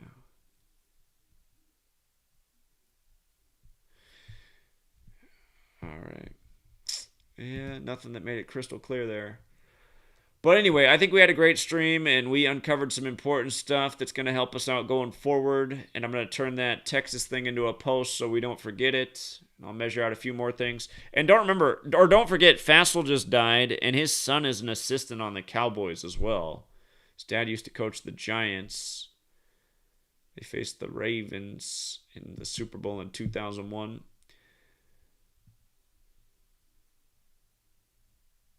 Yeah, again, I mean, the Nets narrative through Kevin Durant is great, but I'm just exploring other things since the Lakers are out, because I really like that repeat of the 56th NBA season. If Brooklyn's going to be there, it can make sense against the Suns or Clippers, in my opinion, but if it's the 76ers, then I think it's the Utah in the West. So, anyway, things to think about. And, again, in terms of the solar eclipse rituals, you can't beat the Yankees solar eclipse ritual today, man. You just can't with that Gerritt Cole 108th win, especially already seeing that they did the astrological thing with him that we talked about earlier with the 95th rising on the heliacal rising of Sirius. Rambo will probably be talking about more about that tonight on TFR. But, yeah, the eclipse stuff, very interesting. All right, they walk the runner to first. Let's see what happens in this game. But yeah, our A's taking care of business. All right, yeah, be careful with this Braves-Phillies game because I should have thought more about the Eclipse number can play either way in this game. But again, I love the Braves to win 2 out of 3. They won it yesterday, which we loved. Today, be a little more careful. But again, whoever loses today in Braves-Phillies should win tomorrow. Whoever loses today should win tomorrow. We'll be back here, but again, I'm just trying to get that stuck in your head because I like that a lot. And then again, that big old 39 right here, last game of the series, the overlap number, Eclipse 39. I like that. And then Gerritt Cole picking up the 108th career win. So, yeah. We'll leave it there, you guys. I'm cheering for the Suns tonight. They win. It sets up 2 great riddles, in my opinion, tomorrow. I think it'll be a good day in the NBA. If the Suns win tonight, to me, it makes tomorrow clear. It makes tomorrow real clear if the Suns win tonight. And then it also makes Suns Game 3 real clear. So that's why I want to see Suns win. I think it sets us up for 3 more W's with the Suns W tonight. And yeah, we'll leave it there, you guys. Till next time.